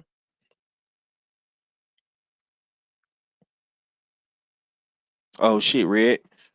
If you talking, I can't hear you, bro. I seen you came off of mute. You got caught up in the rapture, Red. If you talking, I can't hear you. Did the shit freeze up? Oh no, it didn't freeze up. Yeah, Red. Just come in and come out, bro. Come in and come out. Cause I can't hear you if you're saying something. You might have got a phone call or something. If you ain't on your laptop. Let's see. Yeah. Can y'all hear Red? Cause I can't hear him because he off mute, but I can't hear Red if he's saying anything. I don't know what you were saying. Yeah. Just come back in, Red. Salute to the homie, Son of Tank. He say salute, family. Salute to you, boy. Salute to you, my boy. Oh man, Tay Tay going in on Ryan. She say God don't like ugly. She say you cheat. This what you get. You do ugly-ish to people. Ugly-ish will always happen to you. That's what Ryan get. Okay, and the people in the chat say they can't hear Red neither. Okay. Yeah. Red got to get his audio together. He might have had a phone call or had a bad connection. I know in VA, man, they got all them goddamn trees and shit. And ain't no telling where he at. Ack, man, give me your thoughts while Red get his audio together. Give me your thoughts on what Rolly said, man. No per diem, no money in escrow, fuck the gloves up, no hotel room. And KG kind of alluded to, y'all had a similar situation coming in as the B side to a fight, man. So talk to me about that, man. Can you relate to what Primo was saying? One Primo didn't win. Yeah. One Primo didn't win, but another one did win, and he had a Cuban coach in his corner. So go ahead, bro. Well, speaking to Ismail Sala, is very underrated trainer. You know what I mean? I'm surprised a lot of people didn't know about him. He done train Ugas. He was in the corner for Joe Joyce for a while. Yeah. He worked with a lot of top dudes. He also worked with Robisi. So my thing with Rolly is, I definitely understand that happens a lot. You know what I mean? Before me, probably gonna keep happening after the situation with Rolly. And I agree with Kay as far as on that scale. I never seen it done. We talking about somebody that was a former champion. Not he didn't have a regular belt. He had the full title. He got a regular belt now. But at 140, he was the real champion. Two division champion, wasn't he? He didn't have a belt at 35 or he had a Reggie belt at 35 he was like too. The I think intern. He was like the intern. Right. Like yes. I think he was kind of like the regular champion because Tank had the real belt. That's why he was able to challenge for it. Um, Mm. but at 140, he had the full title. Because you see that title was still being passed around now, if you think about it. Went to El Rayo, from Yeah. Pitbull to El Rayo, now is Gary Antoine Russell. But him dealing with what he had to deal with, and for him to end up making that victory come true. And even in the video that I played when Floyd 6 years ago said, Ryan got to be able to beat Rolly and I'll give him 200,000. And Yep. then Rolly manifesting two things that ended up coming true. Also 5-6 years ago, saying we're not going to fight until we're at welterweight at 147. That ended up coming true. And then him saying that there's a few people that Ryan can't beat, as far as me, Tank, and Depression. Man, everything the man said was true. I'm Yeah. looking at Rolly, y'all calling him retarded and stuff like that, but I'm gonna keep it real. That nigga low key a prophet in these streets. Mm. The Stag, he is straight up prophet. Everything that he said came true. Mm-hmm. That's right. That's And right, bro. You got a Ryan point. to me, it didn't do anything in this fight right. Mm. Rolly negated his left hook. Shout out to Ismael Salas. Shout out to Primo. I know that was definitely due to him. I know Rolly had the better sparring because I know he could still go to Floyd's gym and get work with Carmel Moulton, because I know Rolly is very tight with Carmel Moulton. Knew him since he was a kid. So him going over there, fighting them dudes, that I heard that you always get good work over there. Plus him being in Ismael Salas gym in Vegas, I know he's getting good work over there. So, and then I heard he had like 5 weeks to train game. Derek James. I'm saying, so another great point that KG actually brought up that I heard is them warming up and happen to get in the car, and then them happen to make their way to the ring. A lot of the people that was fighting had concerns about that. Ryan was one of those people. And it's crazy because Ryan's hotel was right by the ring. And they was still concerned about it. I heard out of everybody, he was the closest. Wherever his hotel was at was right by the ring. So, Rolly did a good job, landed the double left hook, just like you said, 5 in the old sparring footage. Took away Ryan's left hand, negated his left hand completely. Stabbed to the body very good at the solar plex to take the wind out. And we seen that actually help Rolly later in the fight because Ryan couldn't do nothing. He couldn't pull no type of trigger. That's true. He remind me of one of those old dudes with the younger girl. He couldn't get up. He needed a Viagra and couldn't take that Viagra, man, because wasn't nowhere near the store and the action started already. He didn't have He no can't honey go to the pack, store. huh? The action started already. 5, you can't go to the store now. This nigga act. So You need a honey pack, Red. Man. You you need know a what I'm honey pack, saying? man. But yeah, man. Oh shit. It just was a bad night. He just looked at he looked it terrible, bro. He looked it terrible. And it makes it look. He said no blue chew. What you know about them blue chew? D-Man crazy. He ain't had none of that, man. The thing that to me that's crazy about it is Rolly really did upset the plans, because now we don't know what Turkey Al-Sheikh is thinking right now. Is he still willing to make that Devin Haney and Ryan Garcia fight? Looking at both outcomes of the fight and seeing like everybody not being pleased. Will we be able to be pleased in the second fight? Now, Styles do make fights, and Devin and Ryan do got a lot of animosity towards each other, so it could be a whole different fight. But as far as Rolly, I'm happy for him. He did a lot of things right. He did look. That's probably the most I ever seen Rolly look fundamentally sound in a fight, and he stayed disciplined and he kept his hands up. The ironic part was Ryan used to always say about Dev that he couldn't guard against the left hook, and the punch that he got knocked down with. The irony is it was a left hook. So it's kind of crazy. Man.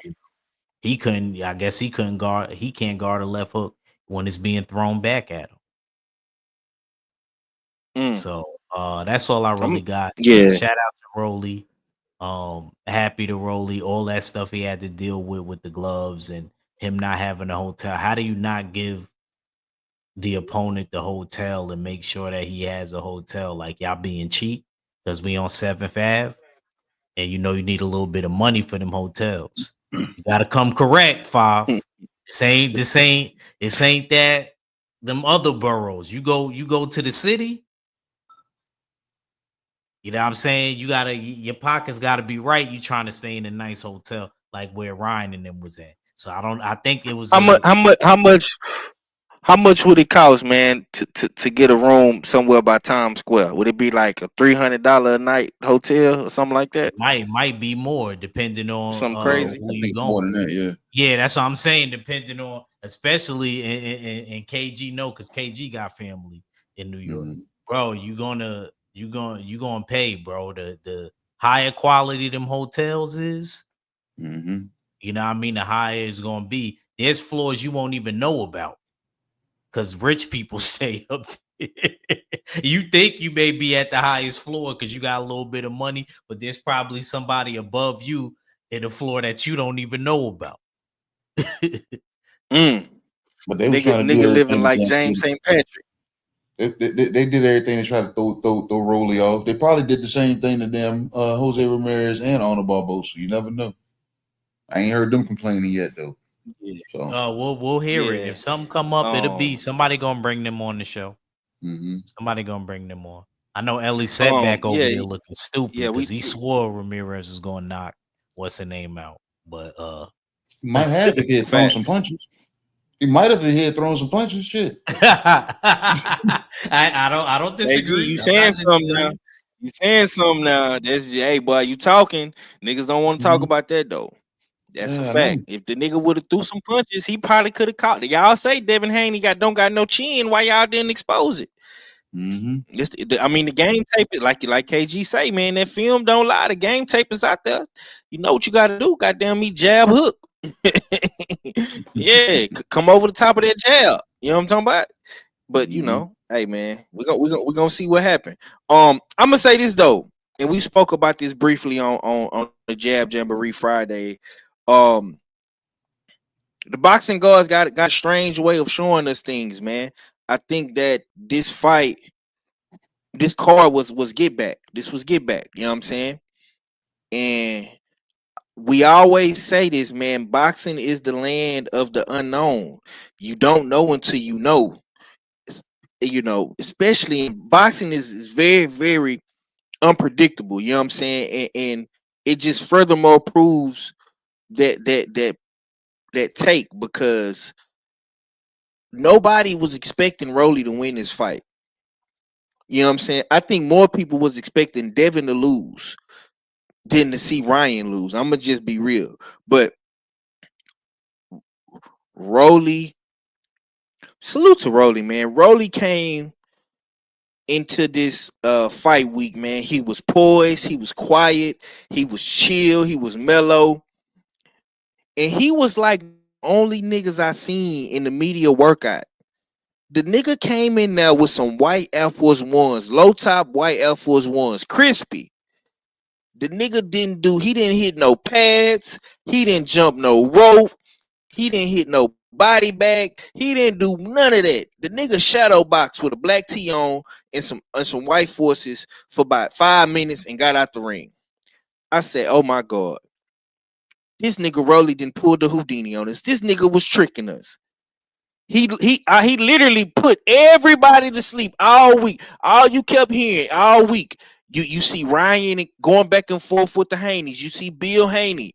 You put a microphone in front of Bill face. You know Bill gonna take that motherfucker over. That's all we kept hearing.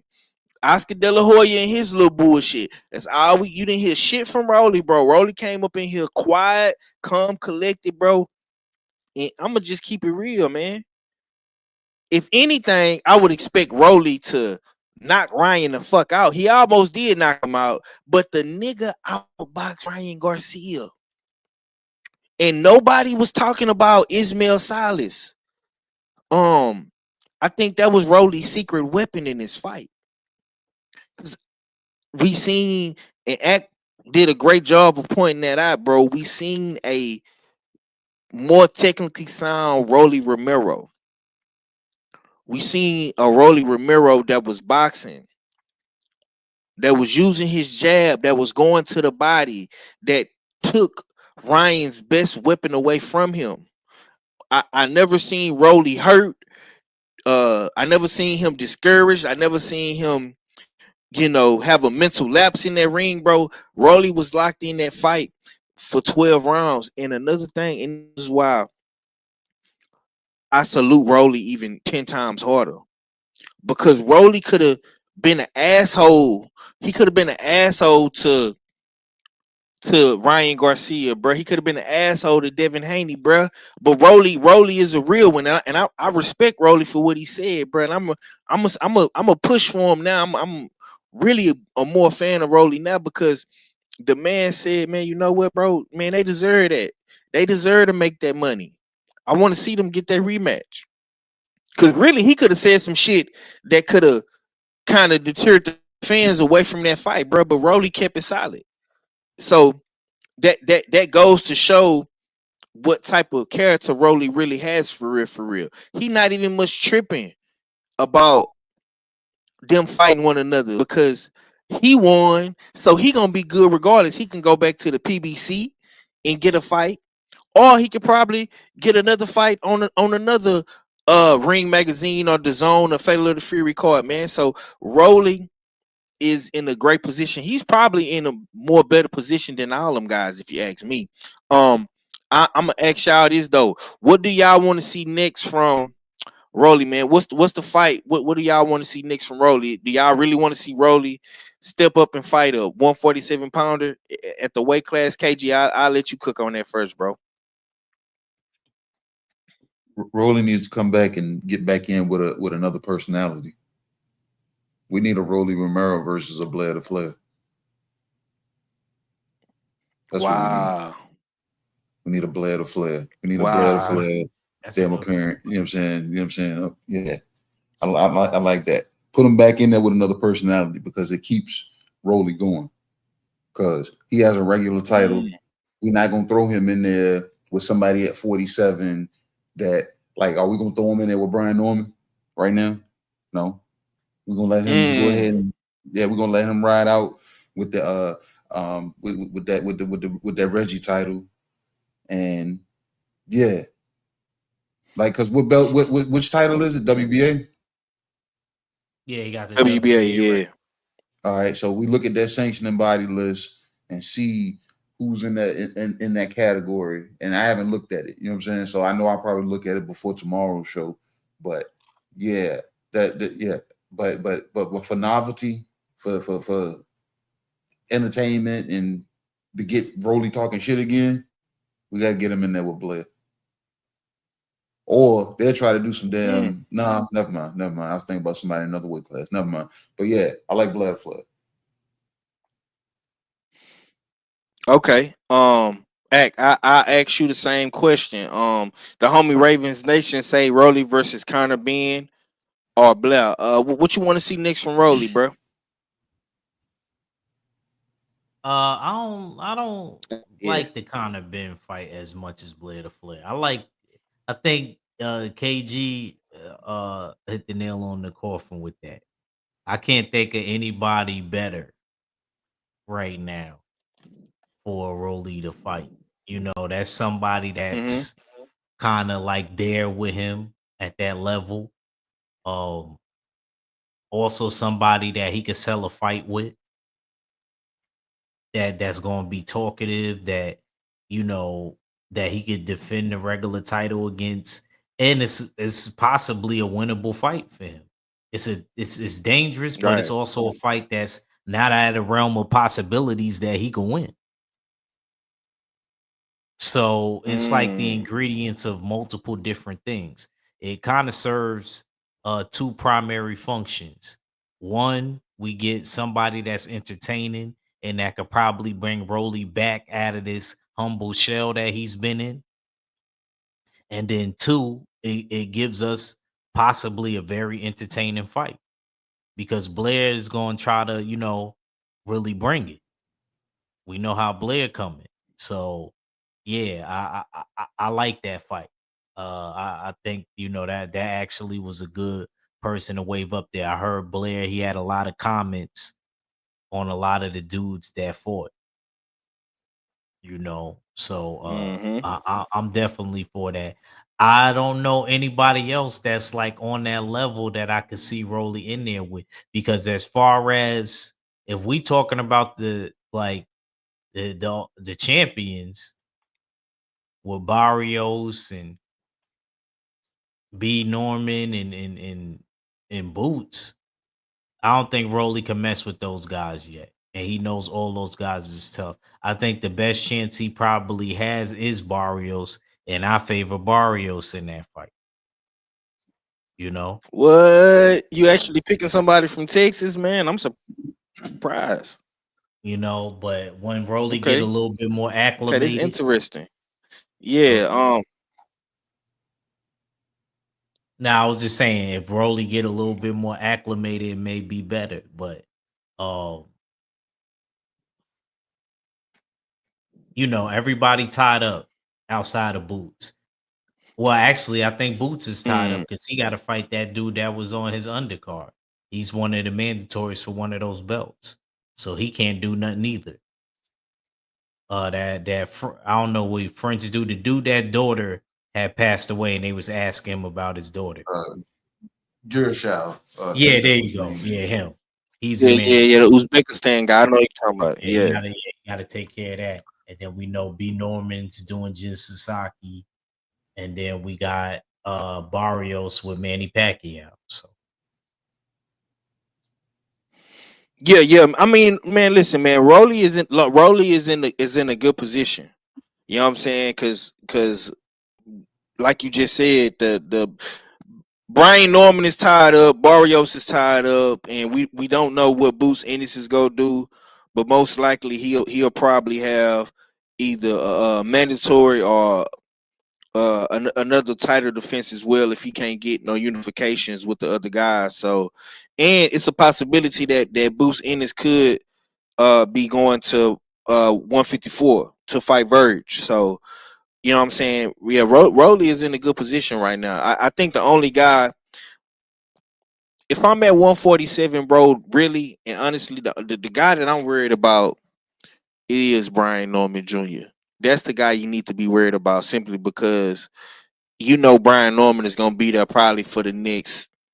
He's 24. Brian Norman might be there to he by 27, 28. You know what I'm saying? He gonna be there probably for the next 4 years, maybe half decade. You know what I'm saying? So that's the guy I think that Dev, God Rolly, damn, you think he Ryan. gonna be there that long?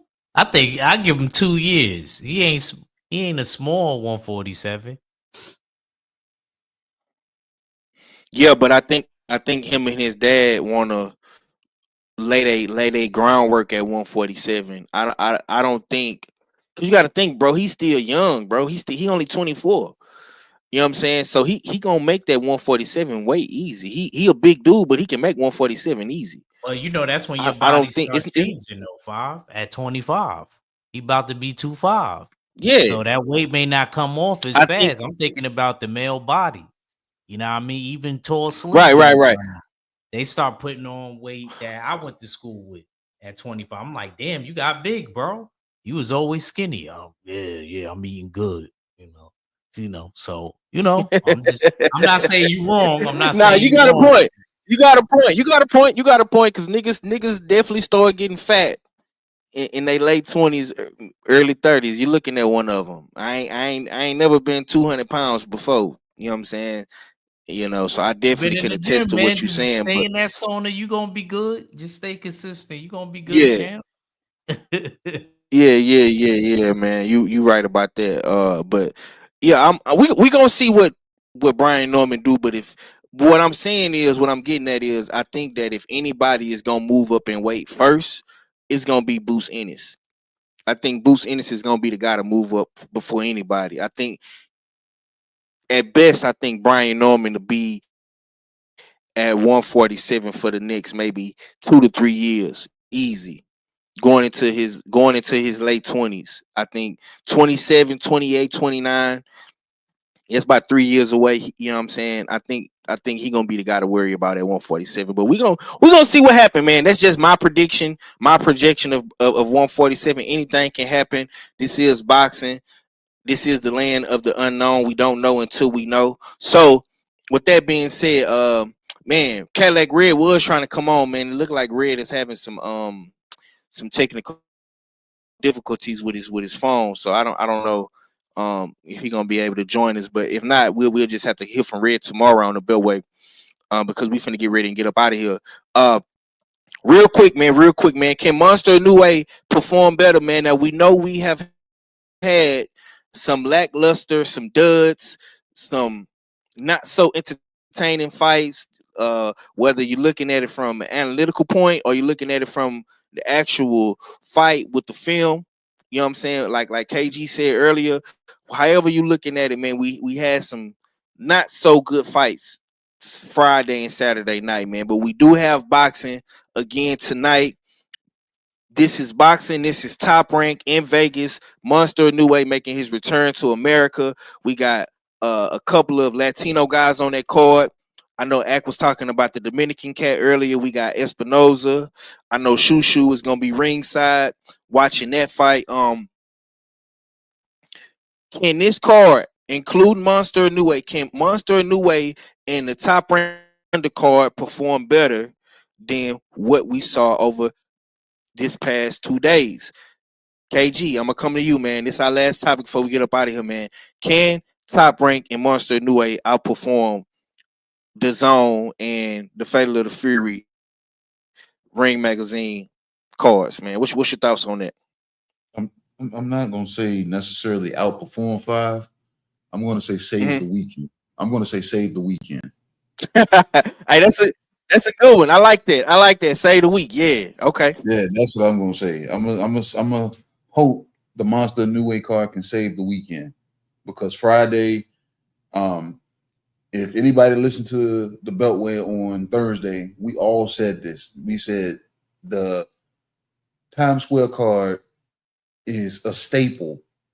It's going to be a staple because people are going to remember it, and it was going to be up to the 6 fighters that perform to actually perform, because what they do under this, you know what I'm saying, irregular, you know what I'm saying, situations, under the lights that they created something for, and then they put a lot of fatal fury behind it, and we didn't see nothing fatal or nothing furious. You know what I'm saying? This nigga's a jerk. Bars. And then Saturday night,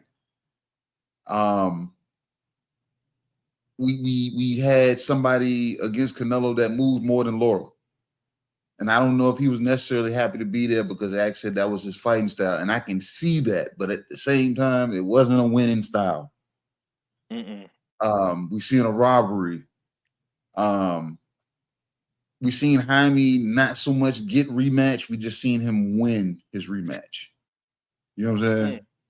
Because he got stopped and he came back and went the distance with the guy that proved himself to be tough. His body might not pass the damn eye test, but Bruno is a tough guy because Jaime was loading up on him. So I'm hoping the Monster Inoue card can show up and outperform, well, save the weekend, like I said. And the only stipulation people are going to hold on Inoue is how long it takes him to knock this guy out.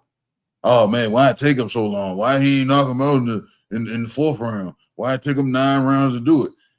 We ain't getting no stoppages on Friday night. Did we get any stoppages on Saturday night? I don't recall any stoppages. See what I'm saying? So if Monster knocks that man out with 3 minutes and 58 seconds left in the damn 12th round, y'all need to still shut the fuck up because he stopped his opponent. It doesn't matter. You know what I'm saying? We had 2 days of fights, no stoppages. We had upsets. We had boredom. I got a lot of sleep last night. And I was entertained by I was entertained by the guy that everybody clowned for wearing dominatrix mask or lucha libre mask, wearing makeup during the build up to the fight. The showman, the ultimate showman, did what he did what he said he is. He came and showed up and showed out. So hopefully the Inoue Top Rank card can save the weekend because it was a letdown. Okay, X, same question, man. Can Monster Inoue and Top Rank, can they save the weekend, man? We got a lot of duds, a lot of letdowns, man. What's your final take on what you want to see this Sunday from Top Rank, man, and Monster Inoue? Man, one thing I know about Inoue, whether it's a top level dude he fighting or it could be a dude from the bottom of the barrel, he gonna pack you up. You know what I'm saying? He gonna turn your ass to hibachi. You know what I'm saying? So it's not like it's just when it happens, really. Is he gonna be the one to save the weekend? I think that card, because we got Rohan Polanco on that card too. Polanco, yeah, I want to see him. Dominican, so and like I said, man, he been every time I see him, man, he's always scoping something. I really can't wait till he get into that conversation and become a mentor for Brian Norman. I think that's going to be a tough fight for B. Norman. So I think that card, and then we know what Rafael Espinoza could do. So I think that card has the potential of just being more eye pleasing than the card was in my city, was. So I think that card has the potential to save the weekend of boxing, because this was built up as the best weekend of boxing. Yeah, this was built up as that was supposed to be, because there's no other week that's going to be stacked like this for the next couple months. Right. So we literally got boxing Friday, Saturday, and Sunday, which is amazing. It's so real. I don't even have a show tonight because of this. I had to cancel Comic Cons because of this. Damn. Okay. Because the card is starting now. So, yeah, man. I think damn, send some links out, man. I don't the technical difficulties they Red having, man. I don't know if he gonna be able to send some links out, man. So if you can put some links out, bro. Send an email or something. I got you know ESPN Plus. So we can, I don't got it on the laptop. I got it on my I got it like on my just you could just you could just log in on your laptop, bro. That's all you got to do.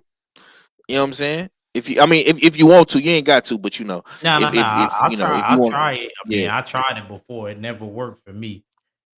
Trying to share it, but I'll try. I got no problem with that. But yeah, man. Yeah, man. I think the car has the potential to save the whole weekend. Fight.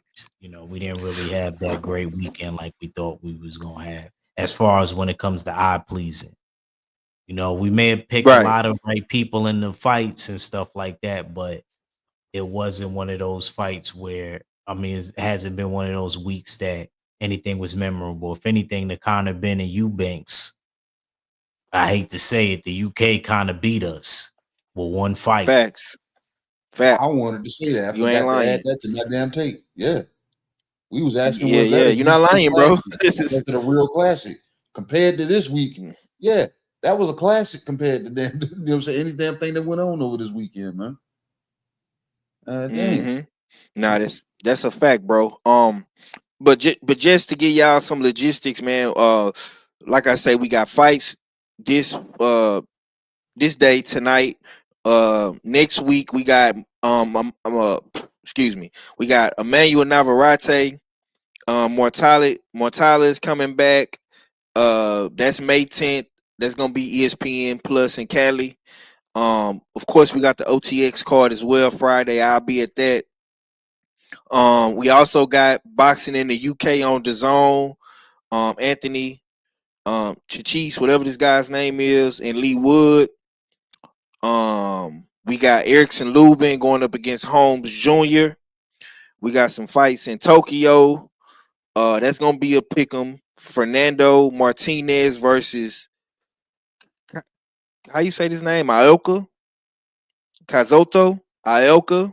That's for the WBA Bantam. We got Jay Apataya May 13th. Let's see what else we got.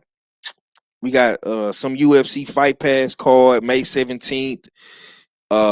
We got another card, the Zone, Maxie Hughes versus Archie Sharp. We got the return of Terry Harper versus Natalie Zimmerman. That's gonna be on the Zone May 23rd. May 24th, we got Angeli Leo as well. Josh Taylor coming back May 24th on the Zone. That's another UK card. We got Eduardo Nunez versus Rashiki. That's gonna be on the Zone. That's gonna be a pick'em. IBF Junior Lightweight title. And we got another title fight. That's another pick'em. Two Japanese guys. May 30th at the end of the month in Mexico. Ooh, man, this is gonna be tough. We got my boy Khalil Cole going up against Galados, Manuel Galados, that he got knocked out by and stopped by. May 31st, we have Caleb Plant and Resendez. We got Mauro Charlo versus Cornflake Lamato. Let's see what else we got. Oh, in June, of course, we got an ESPN card in June 5th, then June 7th. It's Keyshawn Davis, Dolos Santos, Abdullah Mason, Nakatilia. We got Kelvin Davis versus Albright, Keon Davis, Troy Isley, Tiger Johnson. That's going down in June, man. I'm gonna try to get to that card if I can. June 8th, we got Nakatani going up against Nishida. That's for unification. So salute to Axe Boy, Nakatani. He unifying at bantamweight. This is the IBF and the WBC. That's gonna be a pick'em. We also got a card in Italy, some cruiserweights, some featherweights. These are guys we really don't know about, so I'm pretty sure our fella will talk more about that. June 14th, we have Hitchison's versus Cambosis. June 19th, we got Brian Norman versus Sasaki. It's also another IBF junior flyweight title. That's gonna be a pick'em. Man, June 21st, Vito Medanicki, Jahai Tucker, Lorenzo Simpson, Brandon Lee making his comeback. I haven't seen Brandon Lee in for forever. We got the homie Ali Felix. That's the Dominican boy out the East Coast. He gonna be doing his thing on that card. June 27th, that's the H-Town day. We got Billy versus Selecki. That's in Canada. So our fella got him a card coming up in Canada in June. Let's see. We got and also June 27th, we got Deontay Wilder versus Terrell Hendren. That's in Kansas with Wilder. June 28th, we got uh Jake Paul versus Julio Cesar Chavez Jr. on the zone. That's gonna be interesting, right? Gilberto Ramirez versus Dorcos. That's for the WBO, WBA cruiserweight. That's a unification. July the 11th, we got the stacked female card. That's in New York. That's gonna be on Netflix. Katie Taylor, Serrano, Baumgartner. Who else we got on this card? Yeah, we got a all star studded female card. Yeah, man. July 12th in New York again. Berlanga, Shirai, Shakur, Zapata. July 19th, we got Alexander Usyk, Daniel Dubois. July 19th as well, we got Bam Bam Rodriguez going up against Kafu. That's going to be a unification fight, WBC junior bantamweight, WBO junior bantamweight. So WBC, WBO junior bantamweight unification fight. Also, we got Pacheco going up against McCumbee. Yeah, man. So I say all that to say this, man. We got boxing. It's gonna be a shit ton of boxing. We might have some light weeks. But man, from the sounds of this and the looks of what I'm reading, bro, it's gonna be stacked from May to June. It's gonna be stacked from May to May to July. So for the next 2 months, man, we're gonna have a shit ton of boxing. Not to mention in September we got the Crawford and Canelo fight. So I don't know what they gonna put in August. They don't got no dates yet for August. We only got one fight for September. So for the next 2.5 months, maybe we're gonna have some good fights, y'all. So y'all gonna be hearing more from me, of course, with the videos, with the shorts, with the live streams. You're gonna be hearing more of KG Act. You're gonna be hearing more of Rich. You're gonna be hearing more of all fellas. Stay ready as well. So we gonna be putting out a lot of content in the next coming weeks, man. I can't wait. I'm gonna tell y'all, man, just based off the scheduling of boxing, I'm really excited to see all them cards that's going down on the East Coast, man. From and I even give y'all a lower level fight from Jahad Tucker to Truck Simpson. Um, the female card, of course, Katie Taylor. The Hamza Shiraz, Berlanga, Shakur Zapata. That's gonna be good. I want to see my boy, and I know Act gonna be talking shit about June Tile. You know what I'm saying? With his unification, I'm looking to see Bam Bam in his unification fight. Uh, shit ton of fights, y'all. I ask you, KG, what fights are you looking forward to seeing in the near future before we get up out of here, bro? I'm looking forward to Keyshawn's fight because I'm looking Keyshawn, forward. yeah. I already put in for my credentials to try to be there, and I'm trying to be there because I didn't make it to the one last time, and now he's coming back fighting at home, and he has a belt. So I think All it's black only right everything. that, So I think it's only right that I make a serious conscious effort to try to make it to this fight, and if you make it up, you know what I'm saying? So then, you know what I'm saying, me and you be at the fight. Mr. O, you know what I'm saying, OG, Mr. Munt. That's my old stomping grounds when I was stationed down there on NOB. So if he already know, he probably was down there on 4th Story or something like that. But yeah, come on down there too. Thomas from the Bronx. If you coming down, come on down. Let's go ahead and make, you know what I'm saying, make this trip, you know what I'm saying, a good outing. So pull up, man, and let's go see the young killer, man. Let's go see the young killer. You know what I'm saying? Go put hands and feet on Edwin Dos Santos. And then we see the rest of the brothers do their thing. Keon just had a fight last night, I think. And he about to be right back in the mix. I think he had a first round, second round stoppage. You know what I'm saying? Be the guy. That guy ain't want to be there. So I'm looking forward to that. I'm looking forward to the Usyk and Daniel Dubois rematch. Early prediction, I think Usyk is gonna pull this one off too. Yeah, What you else? ain't gonna never pick against Usyk, nigga.